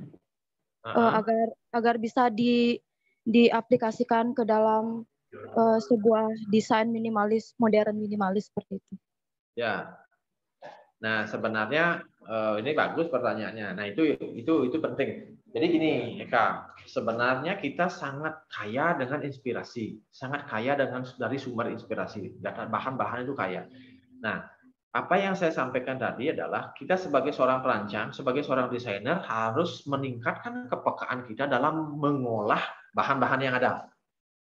Kan itu, Eka. Maksudnya adalah gini, misalnya contohnya ini, nah mumpung ini slide-nya ini ya. Misalnya kayak ini sebenarnya kan segi 4 aja. Nah, bagaimana segi 4 ini kalau misalnya ada ornamen, misalnya ornamen Bali, ornamen misalnya apa ya? Nah, ini misalnya. Nah, ornamen ini, bagaimana kita ngolah ornamen ini supaya bisa masuk ke dalam satu perancangan yang sangat sederhana, modern misalnya. Karena kalau misalnya minimalis, tiba-tiba isi begini rumit, mungkin akhirnya menjadi tempelan dia atau menjadi tidak optimal. Bisa nggak? Nah, kan itu pertanyaannya. Jawabannya sangat bisa. Bagaimana caranya? Ya, kita harus menguasai dulu ornamennya ini. Gitu. Jadi bentuk ornamen ini kita kuasai. Sebenarnya bentuk dasarnya ini adalah satu segi 4. Gitu. Elemen dasarnya adalah ini segi 4, ini segi bentuknya. Kemudian di tengahnya ada bulat. Nah, kemudian ada pojokan ini. Nah, gitu. Jadi kalau kita awali yang paling sederhana, bentuk kotak ini kita pertahankan, kita bulatnya kita pertahankan, kemudian ininya, pojokannya kita pertahankan. Ini jauh sudah menjadi sederhana dia. Sangat sederhana. Jadi bisa akan kita bikin transisi antara satu bidang yang kosong ini, kemudian bikinkan satu bidang yang sederhana lagi, yang hanya isi segi 4, kemudian bulat, kemudian satu bidang lagi segi 4, bulat, dan ada di pojokan ini. Daunnya ini 4. Mungkin itu akan bisa relevan atau bisa sesuai dengan konsep desain modern atau minimalis gitu. Nah, saya pernah merancang, tapi bukan di interior, tapi di arsitektur. Motifnya sederhana, motif bunga, tetapi saya implementasikan ke bidang fasad arsitektur. Nah, bahannya sebenarnya bukan kayu bahannya, tapi beton. Saya cetak dengan beton, tetapi motifnya kayak begini kurang lebih. Jadi bikin kayak gini sederhana, kemudian cetak beton, kita komposisikan, kita sambungin jadi satu sehingga menjadi fasad bangunan yang original. Dan saya sendiri banyak ditelepon sama orang ngelihat motif itu, kemudian tanyain, Pak berapa satu? Nah, saya nggak jualan motif itu sebenarnya, tapi dia membayangkan bahwa motif itu adalah motif yang ada di pasaran, padahal itu adalah motif kreasi saya sendiri yang sebenarnya di tempat lain nggak ada. Nah, itu yang saya bilang bahwa bagaimana pentingnya kita sebagai seorang desainer itu menciptakan sesuatu. Bukan memindahkan sesuatu, tapi menciptakan sesuatu untuk kita bisa meningkatkan identitas bahwa kita seorang perancang atau seorang desainer. Kira-kira begitu, Eka, bisa ditangkap ya? Bisa clear, bisa diterima, atau kurang jelas, atau gimana? Bisa, Pak. Nah, yang lain kira-kira ada pertanyaan? Bapak, saya mau nanya. Rudi. Sebelumnya perkenalkan, nama saya Rudi dari angkatan 2021. Yang sudah Bapak jelaskan tadi banyak ditampilkan elemen dekoratif yang terikat pada unsur ruang ya Pak, seperti dinding, plafon, sama lantai. Jika unsur ruang dibuat minimalis, serba warna solid misalnya, tetapi fasilitas seperti kursi dan lainnya banyak sekali motif atau ukiran. Apakah fasilitas tersebut termasuk elemen dekoratif atau bagaimana Pak tanggapan Bapak? Bisa diulang maksudnya yang mana elemen dekoratif, pada kursi atau pada bidangnya? Misalnya yang ditampilkan itu elemen dekoratifnya pada kursi, fasilitas kursi misalnya gitu Pak. Bagaimana tanggapan Bapak? Nah gini, tanggapan saya begini. Kalau misalnya kita membuat sebuah ruang nih, menciptakan sebuah ruang, rasa ruang, dindingnya putih, kemudian plafonnya putih, kemudian lantainya putih, misalnya ada dekorasinya misalnya nih. Kemudian bisa nggak kita manfaatkan dekorasi itu di fasilitasnya, di furniture-nya, di tempat duduknya misalnya gitu. Bisa, jawabannya bisa. Tetapi pertanyaannya, apakah ruang yang diciptakan akan ataupun dekorasi yang ditempatkan di fasilitas itu akan memberikan efek rasa ruang yang optimal pada interior Anda? Jawabannya tidak. Bisa nangkap, Rudy? Bisa, Pak. Contohnya gini, mobil nih atau motor nih, motor lah misal. Motor itu kan ada kepalanya, ada sadelnya, ada badannya, ada rodanya segala macam. Nah, kan itu ceritanya nih. Kemudian itu polos hitam semua. Kemudian kita memasukkan elemen dekorasi pada motornya. Kemudian Rudy menempelin stiker kecil itu pada pintilnya. Pintil namanya dia. Nah, misalnya kayak gitu. Kira-kira motor itu efeknya secara desain akan ada pengaruhnya nggak? Tidak, Pak. Nah, kan berarti gitu kan. Nah, jadi kalau kembali kepada fungsi dekorasi pada desain interior adalah dalam rangka untuk meningkatkan nilai estetikanya. Kan ini ceritanya untuk meningkatkan nilai estetika atau nilai keindahannya, berarti kita harus merancang atau menempatkan sebuah dekorasi pada interior itu yang memberikan suasana, memberikan rasa ruang yang bisa menciptakan sesuatu sesuai dengan ide kita, sesuai dengan konsep desainnya, sesuai dengan tema desainnya. Nah, gitulah kira-kira. Bisa nangkap ya? Bisa, Pak, bisa. Nah, kira-kira gitu. Sehingga pertanyaan ini kan jawabnya bukan bisa atau nggak bisa. Jawabannya bisa, tetapi berikutnya adalah apakah hasil rancangan Anda akan menjadi optimal atau dekorasi yang ditempatkan di pada kursi itu akan bisa mempengaruhi ruangnya. Nah, itu yang jawabannya tidak. Tetapi apa boleh nggak gitu? Boleh. Paham dia? Paham, Pak, paham. Ya, oke. Yang lain?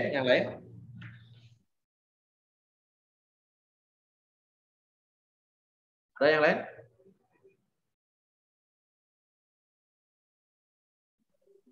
Pak, saya ingin bertanya sekali lagi. Siapa ini? Mana ini? Saya Eka yang tadi. Eka. Mana Eka ini ya? Saya nggak kelihatan. Ini semua nggak ada kelihatan ini ya orangnya. Semua ya, sembunyi dia. Bagaimana kalau saya juga sembunyi nih? Ya Kak. Mana Kak? Eka. Mungkin agak menyimpang ya Pak. Saya mau bertanya tadi yang bentuknya kotak-kotak itu dapat meredam suara ya Pak? Soalnya saya ada kasus untuk TKM DII untuk meredam suara itu bisa ada yang tadi Bapak lihatin tuh yang bentuknya persegi itu yang elemen dekoratif itu dapat meredam suara ya Pak? Nih. Ya ini nih. Ya.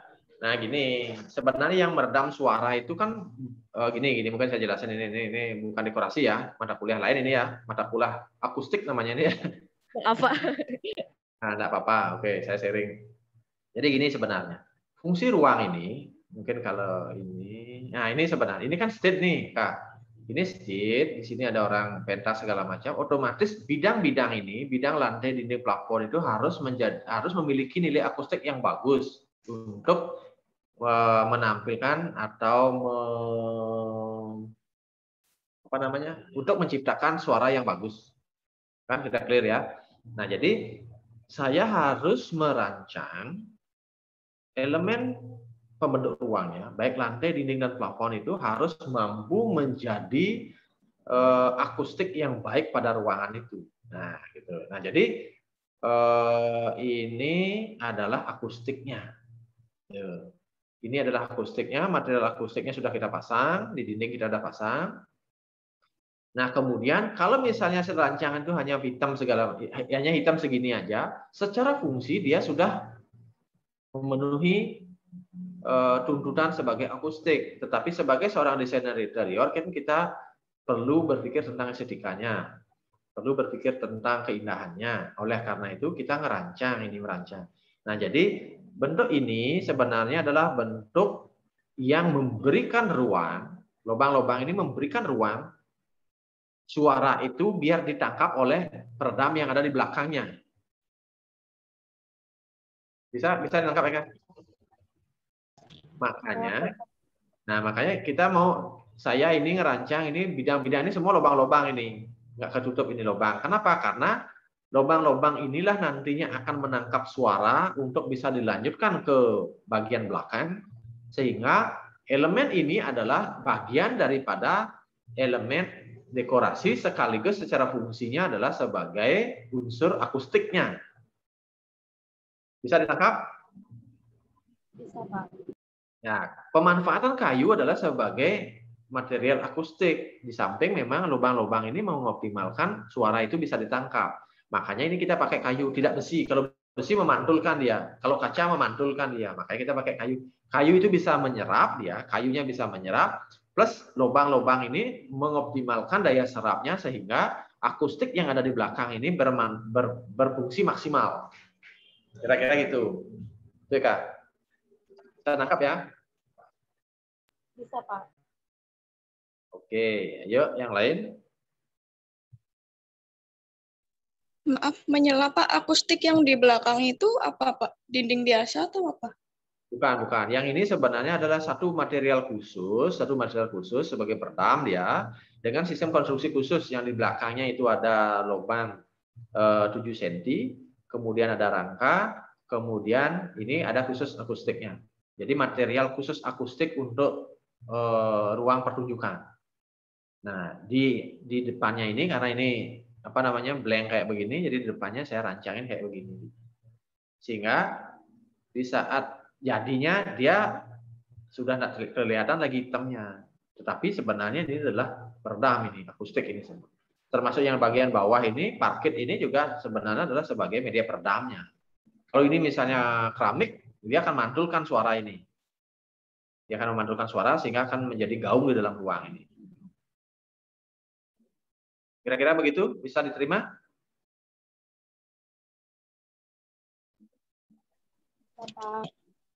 Oke, ada yang lain? Nah, mungkin ini ya, mungkin saya sedikit jelasnya. Kayak ini misalnya kan, ini sebenarnya adalah kan elemen-elemen pada arsitektur. Ini elemen arsitektur nih. Oh, saya nangkap ini aja satu.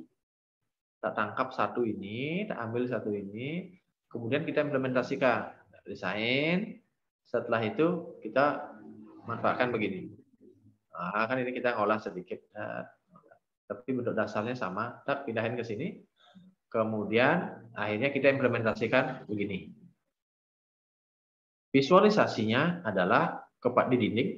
Ini kan pengulangan, ini pengulangan bentuk yang begini sama bentuk diulang, 2, 3, 4 diulang di dinding. Kemudian juga kita akan di fasilitasnya. Di mejanya. Nah, itu ini sebagai elemen dekorasi, tetapi kita optimal, kita visualisasikan, kita aplikasikan pada fasilitas. Ini elemen dekorasi yang kita aplikasikan pada unsur pembentuk ruang, dinding. Ini kita aplikasikan kepada lantainya. Sama ini kan? Nah, ini sebenarnya terinspirasi dari ini, tetapi kita mau mengolah, kita transformasi bentuknya sehingga bisa kita lebih abstrak lah. Kalau ini kan kentara, kelihatan ya. Nah, ini kan bentuknya sama. Tapi ini jadi lebih abstrak. Nah, ini di kampusnya adik-adik nih kayaknya nih. Ini misalnya kayak gini, ini kan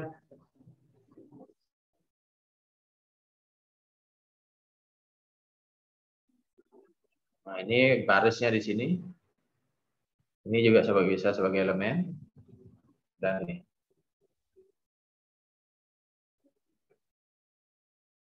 Nah, ini juga bisa sebagai elemen. Elemen dekorasi pada interior. Ini juga. Oke. Nah, ini di bandara. Nih ya, misalnya kayak ini kan. Kan sederhana, mungkin siapa tadi yang nanya Eka ya? Bukan ya? Yang nanya bisa nggak itu bentuk sederhana? Ini kan sebenarnya adalah penyederhanaan dari bentuk yang rumit tadi. Ukiran yang rumit itu disederhanakan bisa begini dia. Dan ini kan bisa diaplikasikan ke dalam rancangan modern minimalis. Kayak ini misalnya, ini kan sederhana ini.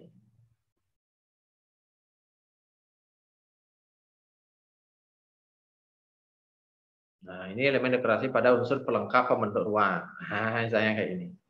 Ya, ini sebenarnya partisi, ya, komposisi ini aja. Ini ya oke, ini dekorasi udah. Ini dekorasi kan? Ini dekorasi segala macam. Tapi ini pun kita sebagai seorang desainer interior jangan lupa bahwa di elemen-elemen perancangan itu, elemen pelengkap pembentuk ruang sebenarnya kita bisa mengoptimalkan menjadi elemen dekorasi. Tuh, ini salah satu kafe. Nah, ini misalnya, ini arsitektur tapi ya, bukan interior. Ini proyek saya di Labuan Said. Nah, ini kan sebenarnya bisa mengoptimalkan ini.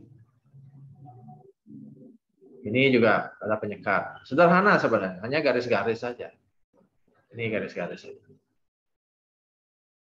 Tapi kan memiliki kesan tersendiri, meningkatkan rasa ruangnya, meningkatkan estetikanya. Oke. Nah, ini kalau ini kan tradisional udah ini ada udah. Misalnya di pintunya. Nah, misalnya kayak ini kan beda, udah agak kita rumitnya di dalam, nah, sederhana bagian luar. Nah, ini agak rumit. Elemen dekorasi. Nah, ini kita bikin rumit di sini, kita sederhana luarnya, kita sederhana.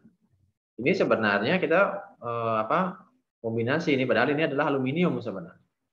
Aluminium, kemudian saya tidak mau aluminium ini mendominasi kesan fasad ini, kesan intern ini, makanya kita mau optimalkan untuk mematikan kesan aluminium ini sehingga kita dominasi dengan ini, dengan ukiran, dengan ada.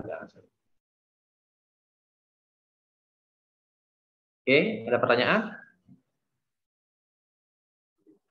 Selamat siang, Pak. Ya. Saya mau bertanya. Saya Dian dari semester 5. Di sini saya mau bertanya kan kalau misalkan tentang elemen dekorasi itu biasa terkadang kita menggunakan unsur tradisional. Nah, di elemen tradisional kan biasanya bernuansa keadatan gitu, Pak, atau yang mengandung suatu kepercayaan. Nah, biasanya adat atau kepercayaan kan itu suci ya, Pak. Nah, adakah batasan dalam penggunaan elemen tradisional yang dalam konteks adat dan kepercayaan yang suci itu, adakah yang misalkan elemen yang hanya boleh diterapkan di sini, di bagian apa, atau ada elemen yang tidak boleh di sebelah sini gitu, Pak?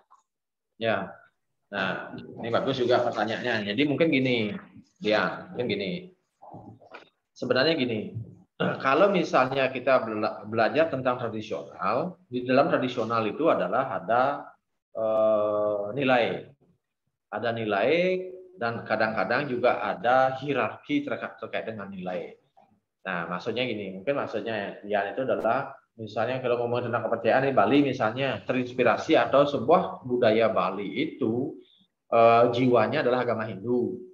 Segala sesuatu yang terkait dengan budaya Bali adalah segala sesuatu yang terkait dengan agama Hindu. Nah, misalnya kalau ngomong tentang arsitektur tradisional misalnya adalah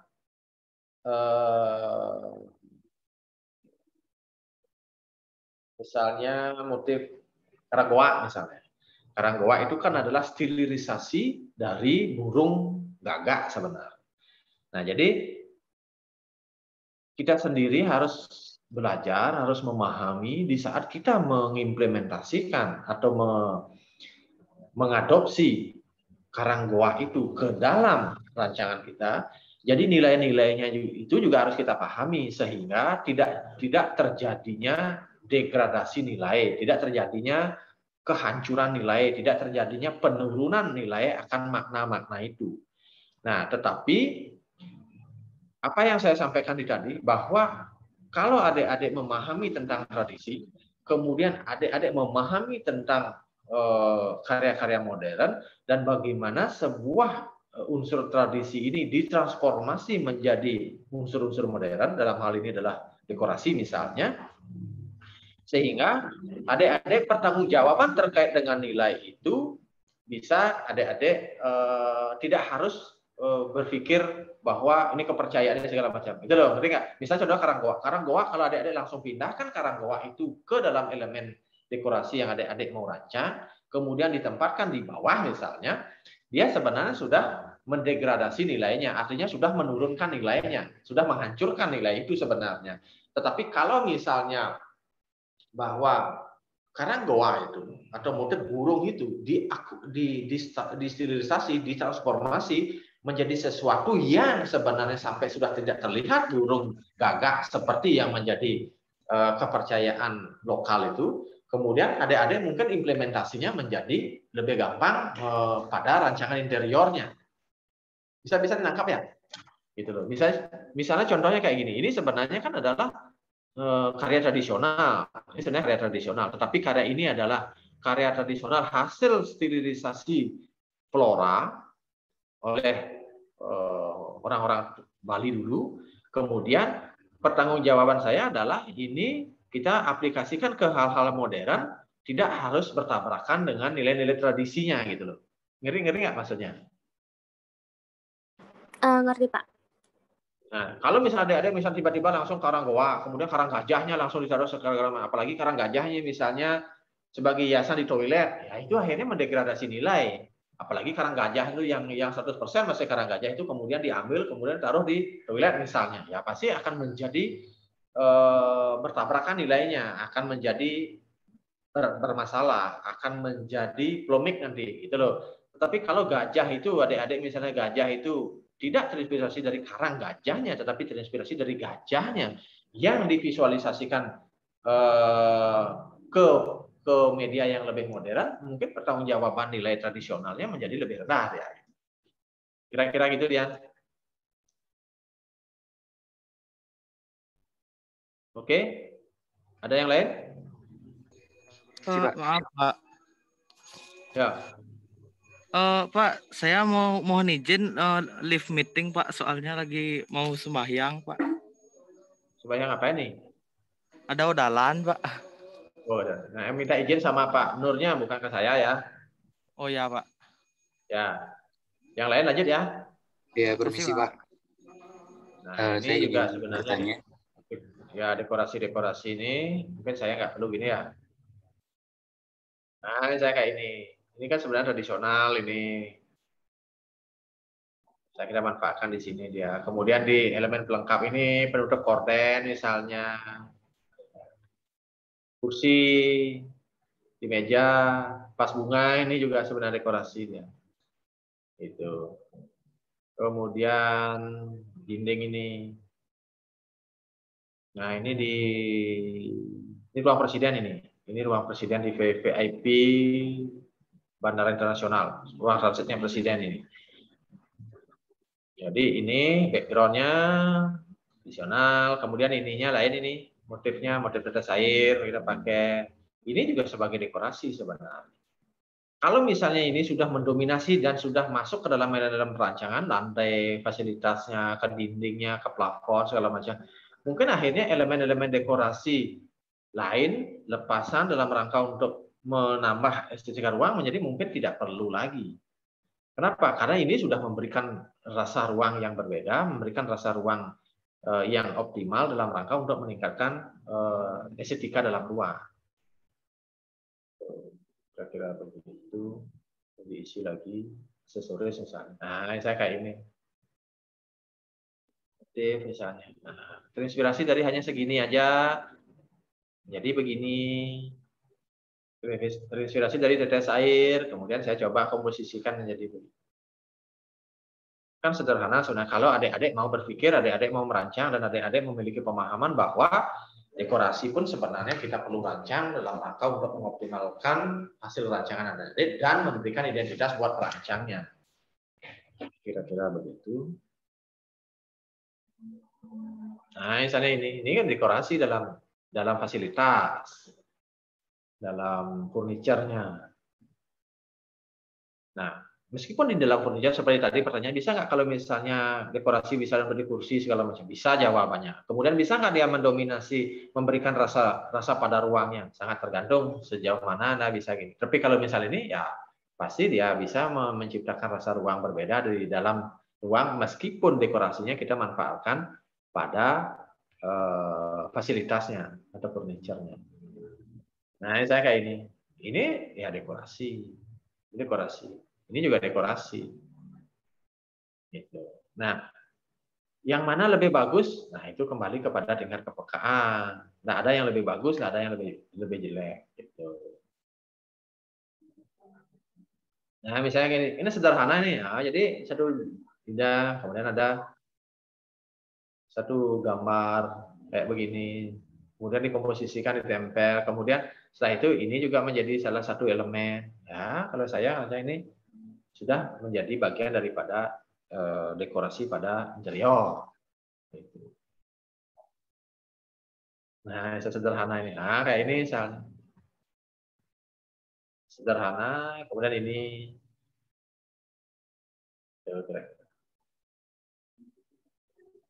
Nah, misalnya ini saya di Tuban, interior. Nah, ini bisa juga kita manfaatkan sebagai elemen dekorasi. Padahal sebenarnya dari sisi fungsi, cahaya ini mungkin tidak perlu sampai segini cahayanya. Di atas saya taruh satu yang besar, mungkin sudah memenuhi dari sisi fungsinya, dari sisi tujuan bahwa cahaya itu dalam rangka untuk menerangkan daerah sini, ya di atas saja satu cahaya TL taruh langsung udah terang semuanya. Tetapi kita sebagai seorang desainer interior yang perlu mewujudkan atau menciptakan rasa ruang itu, elemen-elemen ini akan salah satu menjadi bagian untuk bisa terwujudnya rasa ruang sesuai dengan ide kita. Misalnya kayak ini.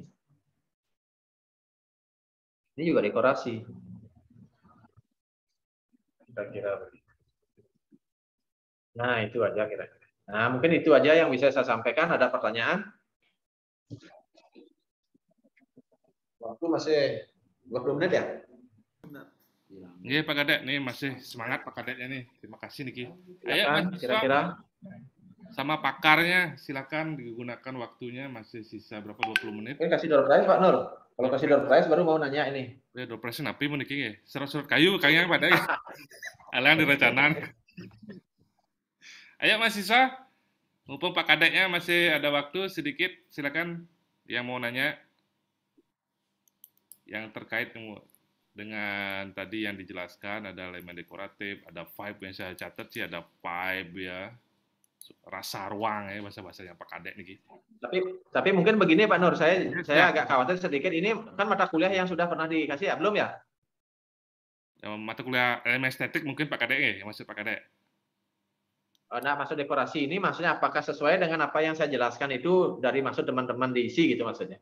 Yes, kurang lebih seperti itu. Apa kayak, jauh melenceng gitu? Udah bagus sekali nih Pak Kadek. Sudah. Dan maksudnya kan ini terkait dengan pemahaman adik-adik nantinya terkait dengan elemen dekorasi gitu loh Pak, elemen dekorasi pada interior. Apa benar begitu seperti apa yang diharapkan sama teman-teman diisi bahwa elemen dekorasi itu kan bisa kita rancang menjadi satu kesatuan dengan unsur-unsur perancangan itu gitu loh maksudnya. Ya, sangat bisa Pak Kadek. Ini kan karena gini masih terjebak dengan pemahaman modern ya, sesuatu yang modern dikira gitu, diinterpretasikan sebagai sesuatu yang minimalis. Padahal minimalis itu adalah salah satu style dalam konteks modern, yaitu international style ya, itu yang modern. Nah ini apakah dekorasi itu selalu mengacu tradisional? Kan tidak juga. Bahkan di dalam satu langgam modern juga ada yang dekor banget ya. Art Deco itu dekor, Art Nouveau juga dekor gitu ya Pak Kadek. Nah yang Pak Kadek tayangkan niki sedikit tidaknya sudah bisa menurut saya niki, mudah-mudahan saya sama dengan perspektif dengan mahasiswa, sudah bisa memberikan pemahaman ya bagaimana posisi elemen dekoratif dalam interior. Tadi kan sangat tegas sekali Pak Kadek bilang bahwa tidak tempelan. Saya kira itu kata kuncinya. Jadi memang betul diciptakan, dirancang, dan disinergikan dengan elemen pembentuk ruang. Saya kira itu poin yang sangat tegas sekali yang dibatasi oleh Pak Kadek. Dan untuk informasi buat mahasiswa, kalau Anda lihat di bangunan Bali yang tradisional banget, itu memang menghindari dekorasi. Ya, kalau Anda ke Jula, ke Pengotan, mungkin ke Penglipuran, ya, itu sangat menghindari dekorasi, ya, karena memang secara tradisional sangat sederhana sekali bahannya. Nah ini dekorasi yang diciptakan oleh Pak Kadek tadi itu adalah masuk ke dalam desain interior Bali modern. Modern Bali-nya kayak begini. Kalau dia minimalis sekali, kita akan mengacu ke international style ya. Sangat minimalis sekali, bahkan kalau kita baca ke karyanya Mies van der Rohe misalnya, Barcelona Pavilion, itu memang konstruksi baja, penuh kaca. Karena memang visi misinya tradisional style untuk menghilangkan budaya-budaya tradisional. Ini yang harus disiasati. Tapi kembali lagi, mohon maaf nih Pak Kadek, menambahkan, Pak Kadek tadi sangat jelas sekali bilang bahwa ini memang perlu ketajaman ya, pengasahan rasa yang sangat mumpuni ya. Nah, berhubungan dengan MBKM, tadi tersirat Pak Kadek juga bilang bahwa dasar elemen dekoratif kan ada kesenian, ada budaya, ada artefak budaya. Nah, ini untuk semester 5, semester 7 yang ambil MBKM, silahkan Anda belajar ke seni pertunjukan. Karena ini sangat gayut sekali ya. Kemarin juga Pak Ari Putra Aryawan bilang bahwa salah satu inspirasi kita adalah elemen-elemen tradisional, entah itu busana tari, properti tari, atau pertunjukan ya. Itu sumber inspirasi kita sebenarnya. Filosofi seperti dikatakan Pak Kadek tadi, ada hierarki, ada nilai. Itu bisa kita dapatkan di seni pertunjukan. Itu sebagai dasar belajar untuk mengelola rasa. Sehingga ketika Anda dihadapkan oleh sesuatu yang modern sama sekali, misalkan di Bali ataupun di luar Bali misalnya ada budaya-budaya lokal tradisional harus kita jaga, Anda sedikit tidaknya sudah mempunyai pemahaman. Tapi ini memang harus ditegaskan. Pemahaman Anda tentang ruang itu memang harus wajib ya.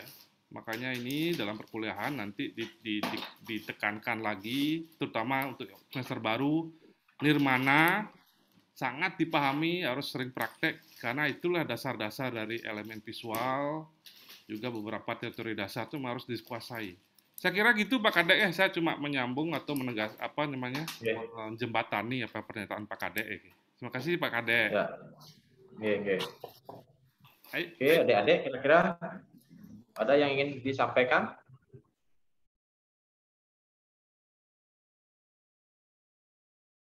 Oke, kalau tidak ada, saya kira Niki mungkin sudah lelah, Pak Kadek juga lelah, Niki banyak proyek. Saya mau bertanya Pak. Oh ini ada Pak Kadek, terima kasih. Ya, silakan. Saya Komang Wahyu Mahendra Dinata dari angkatan 2018 semester 7. Ya. Mau bertanya, tadi kan elemen dekorasi itu lebih menonjol dan bertekstur gitu seperti ukiran dan lain-lain gitu Pak.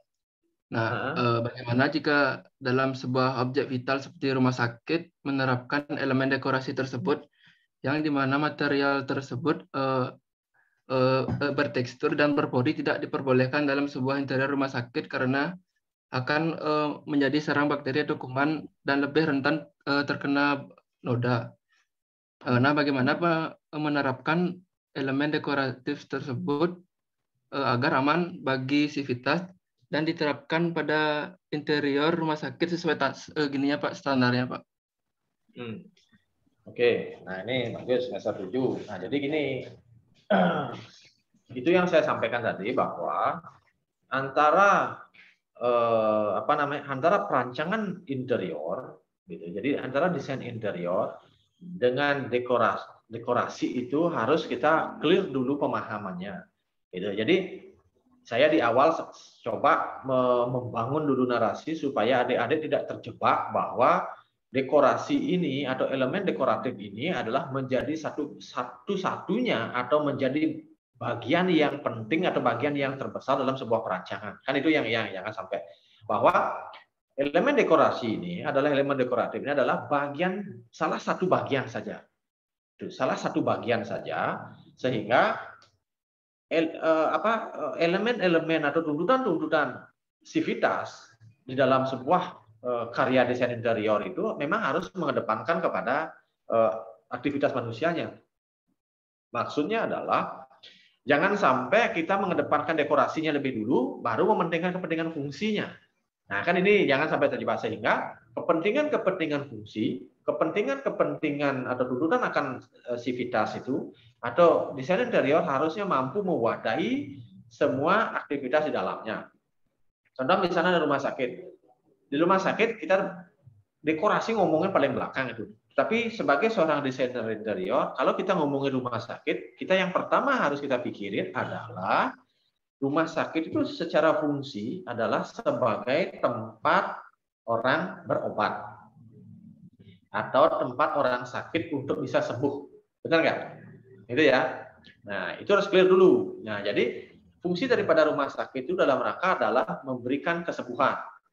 Nah, rumah sakit itu untuk memberikan kesembuhan secara medis itu kan sudah ada tim medisnya, sudah ada dokternya, sudah ada perawat. Nah, terus apa peran seorang desainer interior terkait dengan rumah sakit? Ya, kita sendiri harus berkontribusi kepada kesembuhan pasien, karena itulah fungsinya rumah sakit, kesembuhan pasien dari sisi apa? Dari sisi visualnya. Karena kita sebagai seorang desainer interior itu adalah merancang sesuatu hal visual, berarti kita seorang desainer interior harus memberikan efek kesembuhan bagi orang sakit secara visual. Itu prinsipnya dulu. Rumah sakit itu prinsipnya, sehingga turunannya adalah apa yang gininya, misalnya contoh bagaimana kita mengimplementasikan garis, bagaimana kita mengkomposisikan bidang, bagaimana kita mengkomposisikan warna, bagaimana kita menerapkan material dalam rangka supaya bisa memberikan kesembuhan secara visual. Nah, itu yang pertama. Yang kedua, kita sendiri harus memenuhi standarisasi rumah sakit dari sisi medisnya yang ada kaitannya dengan desain interior, misalnya bahan apa yang boleh dipakai. Kemudian tidak boleh ada sudutan, tidak boleh ada material yang bisa menempel debu, harus menggunakan material yang gampang dibersihkan. Nah, kan itu turunannya itu. Nah, akhirnya nanti ujung-ujungnya di saat kita ngomongin tentang elemen dekorasinya, berarti elemen dekoratif apa yang harus kita manfaatkan di rumah sakit, di rancangan rumah sakit dalam rangka tetap sesuai dengan goal awalnya, tetap sesuai dengan tujuan awalnya. Satu, bisa memberikan kesembuhan secara visual. Yang kedua, memanfaatkan elemen-elemen interior itu untuk kepentingan tidak berlawanan dengan medis. Nah, sehingga implementasinya tidak boleh menggunakan kayu. Itu jadi implementasi. Karena saya sendiri ikut terlibat di Rumah Sakit Manggusado, jadi kita bikin elemen dekorasinya adalah kaca digrafir.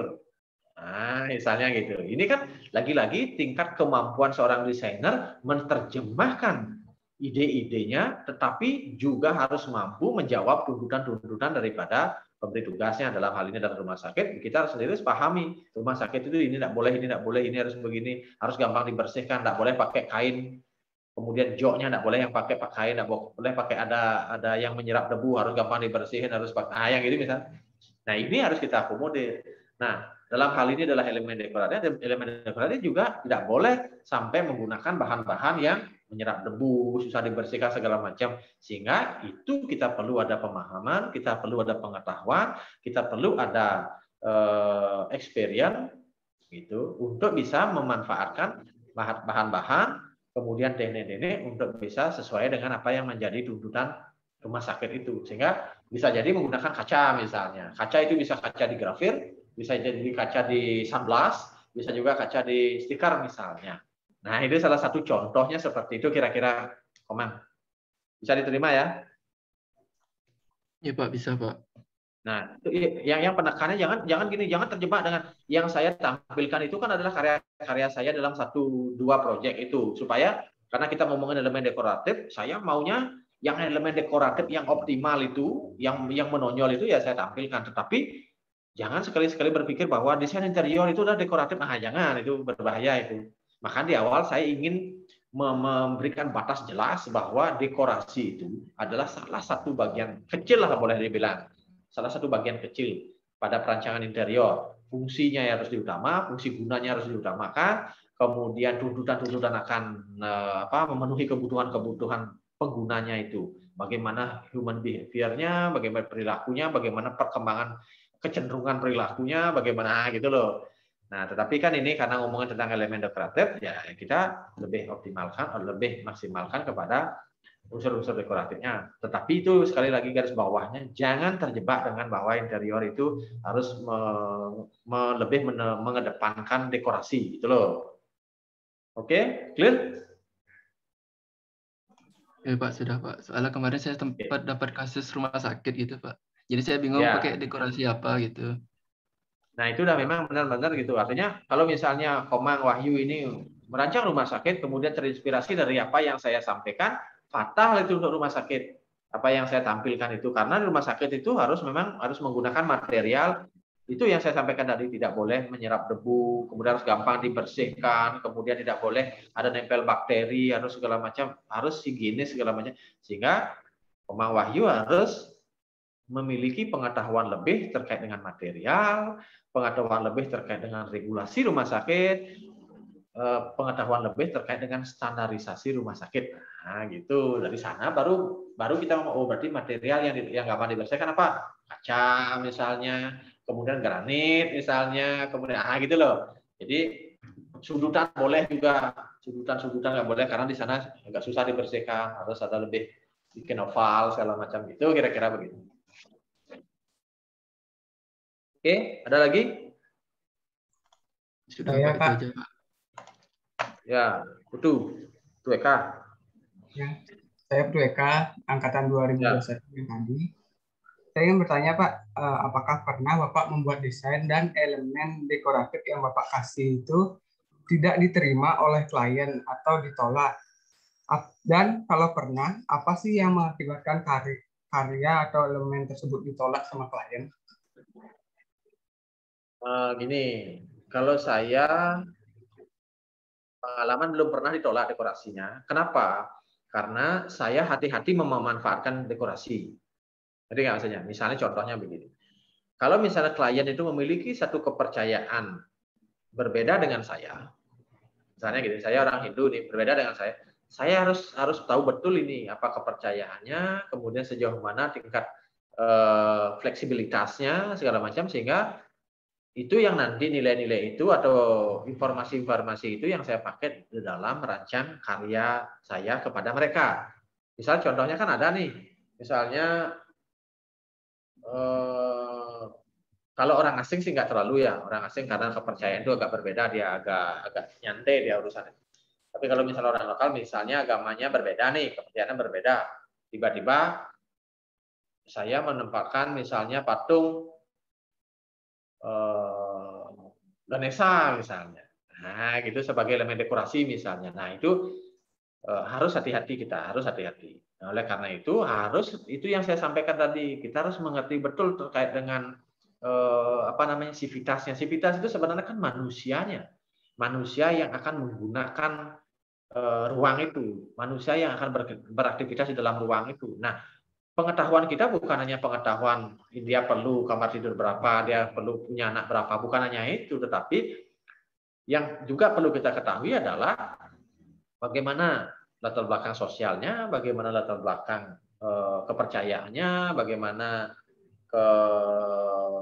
ekonominya segala macam, bagaimana lifestyle-nya, bagaimana orientasinya, banyak yang harus kita ketahui dalam rangka kita mampu mengakomodir kebutuhan itu atau tuntutan itu, sehingga kita bisa mewujudkan satu desain interior yang sesuai dengan harapan atau tuntutan mereka gitu. Nah, sehingga itu yang harus hati-hati, nggak bisa hanya saudara karena Putu misalnya sukanya salah satu patung misalnya Buddha gitu misalnya, ngetren Buddha, secara Buddha di sini. Nah, itu tidak sesederhana itu. Kita harus banyak menggali informasi-informasi terkait dengan klien kita, sivitas itu, siapa penggunanya, apa kepercayaannya, gimana sosioekonominya, bagaimana cara hidupnya, bagaimana lifestyle-nya, bagaimana teman-temannya, bagaimana gitu. Nah, sehingga itu penting diketahui, yang saya bilang secara menyeluruh itu belajar tentang human behavior itu untuk bisa tidak terjadi permasalahan seperti yang menjadi pertanyaan Putu itu. Kira-kira gitu. Bisa tangkap ya? Ya, bisa Pak. Terima kasih Pak ya. Oke. Bagaimana Pak Nur? Ada lagi? Yang lain ada? Waktu masih lagi 2 menit. Saya ingin bertanya Pak. Ya. Nama saya Nima Didia Putri, angkatan tahun 2020. Saya ingin bertanya, seberapa besar lukisan atau pajangan dinding itu mempengaruhi suasana ruang, Pak? Karena sejauh ini yang sering saya lihat, pajangan dinding itu atau lukisan itu yang terlihat minimalis. Jika seandainya lukisan atau pajangan dinding yang terlihat minimalis itu diganti dengan lukisan yang terlihat rumit gitu, apakah ruangan itu akan terlihat berbeda atau suasananya akan berbeda, Pak? Oke. Nah, tentu apapun yang ada di dalam ruang itu memiliki efek visual, memiliki efek psikologis. Contoh misalnya, dalam satu dinding yang warnanya putih, kemudian kita taruh satu gambar atau satu lukisan yang monokromatik, yang hitam putih juga memiliki kesan ruang yang berbeda dibandingkan kalau misalnya dalam lukisan itu kita ganti dengan colorful, warna merah, warna biru, warna kuning segala macam misalnya. Suasana ruangnya akan berbeda dia. Tetapi sekarang lagi-lagi tingkat kedalaman seorang desainer itu mampu menerjemahkan, mampu menangkap sejauh mana atau seberapa besar elemen-elemen itu bisa kita manfaatkan untuk menciptakan rasa ruang itu. Nah, gitu. Bisa dipahami ya? Misalnya contohnya gini, kalau misalnya anggaplah ruangannya putih nih, semua putih segala macam. Kalau misalnya kita tempel satu lukisan itu adalah monokromatik, hitam putih lukisannya. Efeknya yang ditimbulkan akan menjadi hitam putih dia. Tetapi kalau misalnya lukisan itu kita ganti dengan lukisan yang colorful, ada merahnya, ada kuningnya, ada biru segala macam, dia akan memberikan efek yang berbeda juga. Bisa dipahami kan? Bisa, Pak. Tapi bagaimana kalau seandainya klien kita itu punya lukisan yang rumit gitu, dan dia ingin lukisan itu dipajang di ruangannya, tetapi dia ingin ruangan yang minimalis gitu, Pak. Oke, nah caranya adalah dengan cara kita harus mengintervensi elemen-elemen perancangan, elemen-elemen desain interior itu yang di luar lukisan itu. Contoh misalnya, satu lukisan yang colorful itu bisa jadi kesannya bisa akan jadi minimalis, bisa akan jadi sederhana apabila elemen-elemen pendukung lainnya kita bikin sederhana mungkin. Misalnya contohnya kita pakai satu warna misalnya dindingnya, ada satu warna. Kemudian bingkainya kita yang soft misalnya karena lukisannya sudah colorful. Kemudian fasilitasnya kita jangan sampai mendominasi warna sofanya, jangan sampai mendominasi, jangan sampai segala macam, sehingga lukisan itu justru akan bisa tetap kita tempatkan, kemudian rasa ruang yang ingin kita wujudkan juga masih bisa minimalis gitu. Bisa nangkap ya? Bisa, Pak, bisa. Nah, berarti lukisan itulah yang menjadi salah satu pertimbangan penting dalam eka merancang artinya. Kenapa? Karena lukisan itu memiliki nilai historis tinggi atau nilai historis yang begitu penting bagi pemiliknya. Berarti kita harus berorientasi kepada lukisan itu menjadi salah satu pertimbangan yang penting harus kita masukkan dalam rancangan itu gitu loh. Bila perlu mungkin kita harus siapkan satu dinding yang khusus untuk kita bisa pasang lukisan itu, sehingga lukisan itulah menjadi elemen estetik pada ruangnya, dan itulah yang menjadi menonjol pada ruangnya. Bukan lukisan itu yang memberikan kesan pada ruang, tetapi bukan ruang yang akan lukisan itu menjadi bagian kecil dari ruang, tetapi lukisan itulah menjadi salah satu orientasi pada ruang itu gitu. Bisa nangkap nggak? Paham, Pak, paham. Nah, kira-kira gitu. Harusnya paham lah. Kalau nggak paham, nanti saya undang di kampus, Pak Nur. Saya jelasin itu lagi. Yes, siap Pak Kadek. Niki kebetulan waktu Niki yang memisahkan Niki Pak Kadek. Yes, siap. Bagi mahasiswa yang masih punya pertanyaan, nih Pak Kadek sangat santai Niki, tapi dia sangat sibuk. Jadi mudah-mudahan kita bisa undang lagi beliau, ya. Atau mau main-main ke kantornya, entah di Ranah Bumi Pak Racana, nanti tanya Pak Kadek langsung. Tapi yang jelas, Pak Kadek sangat terbuka ya, apalagi kalau Anda ingin belajar itu, Pak Kadek sangat terbuka. Mungkin gitu. Nah ini mohon maaf nih Pak Kadek karena kembali lagi ke waktu Niki. Siap.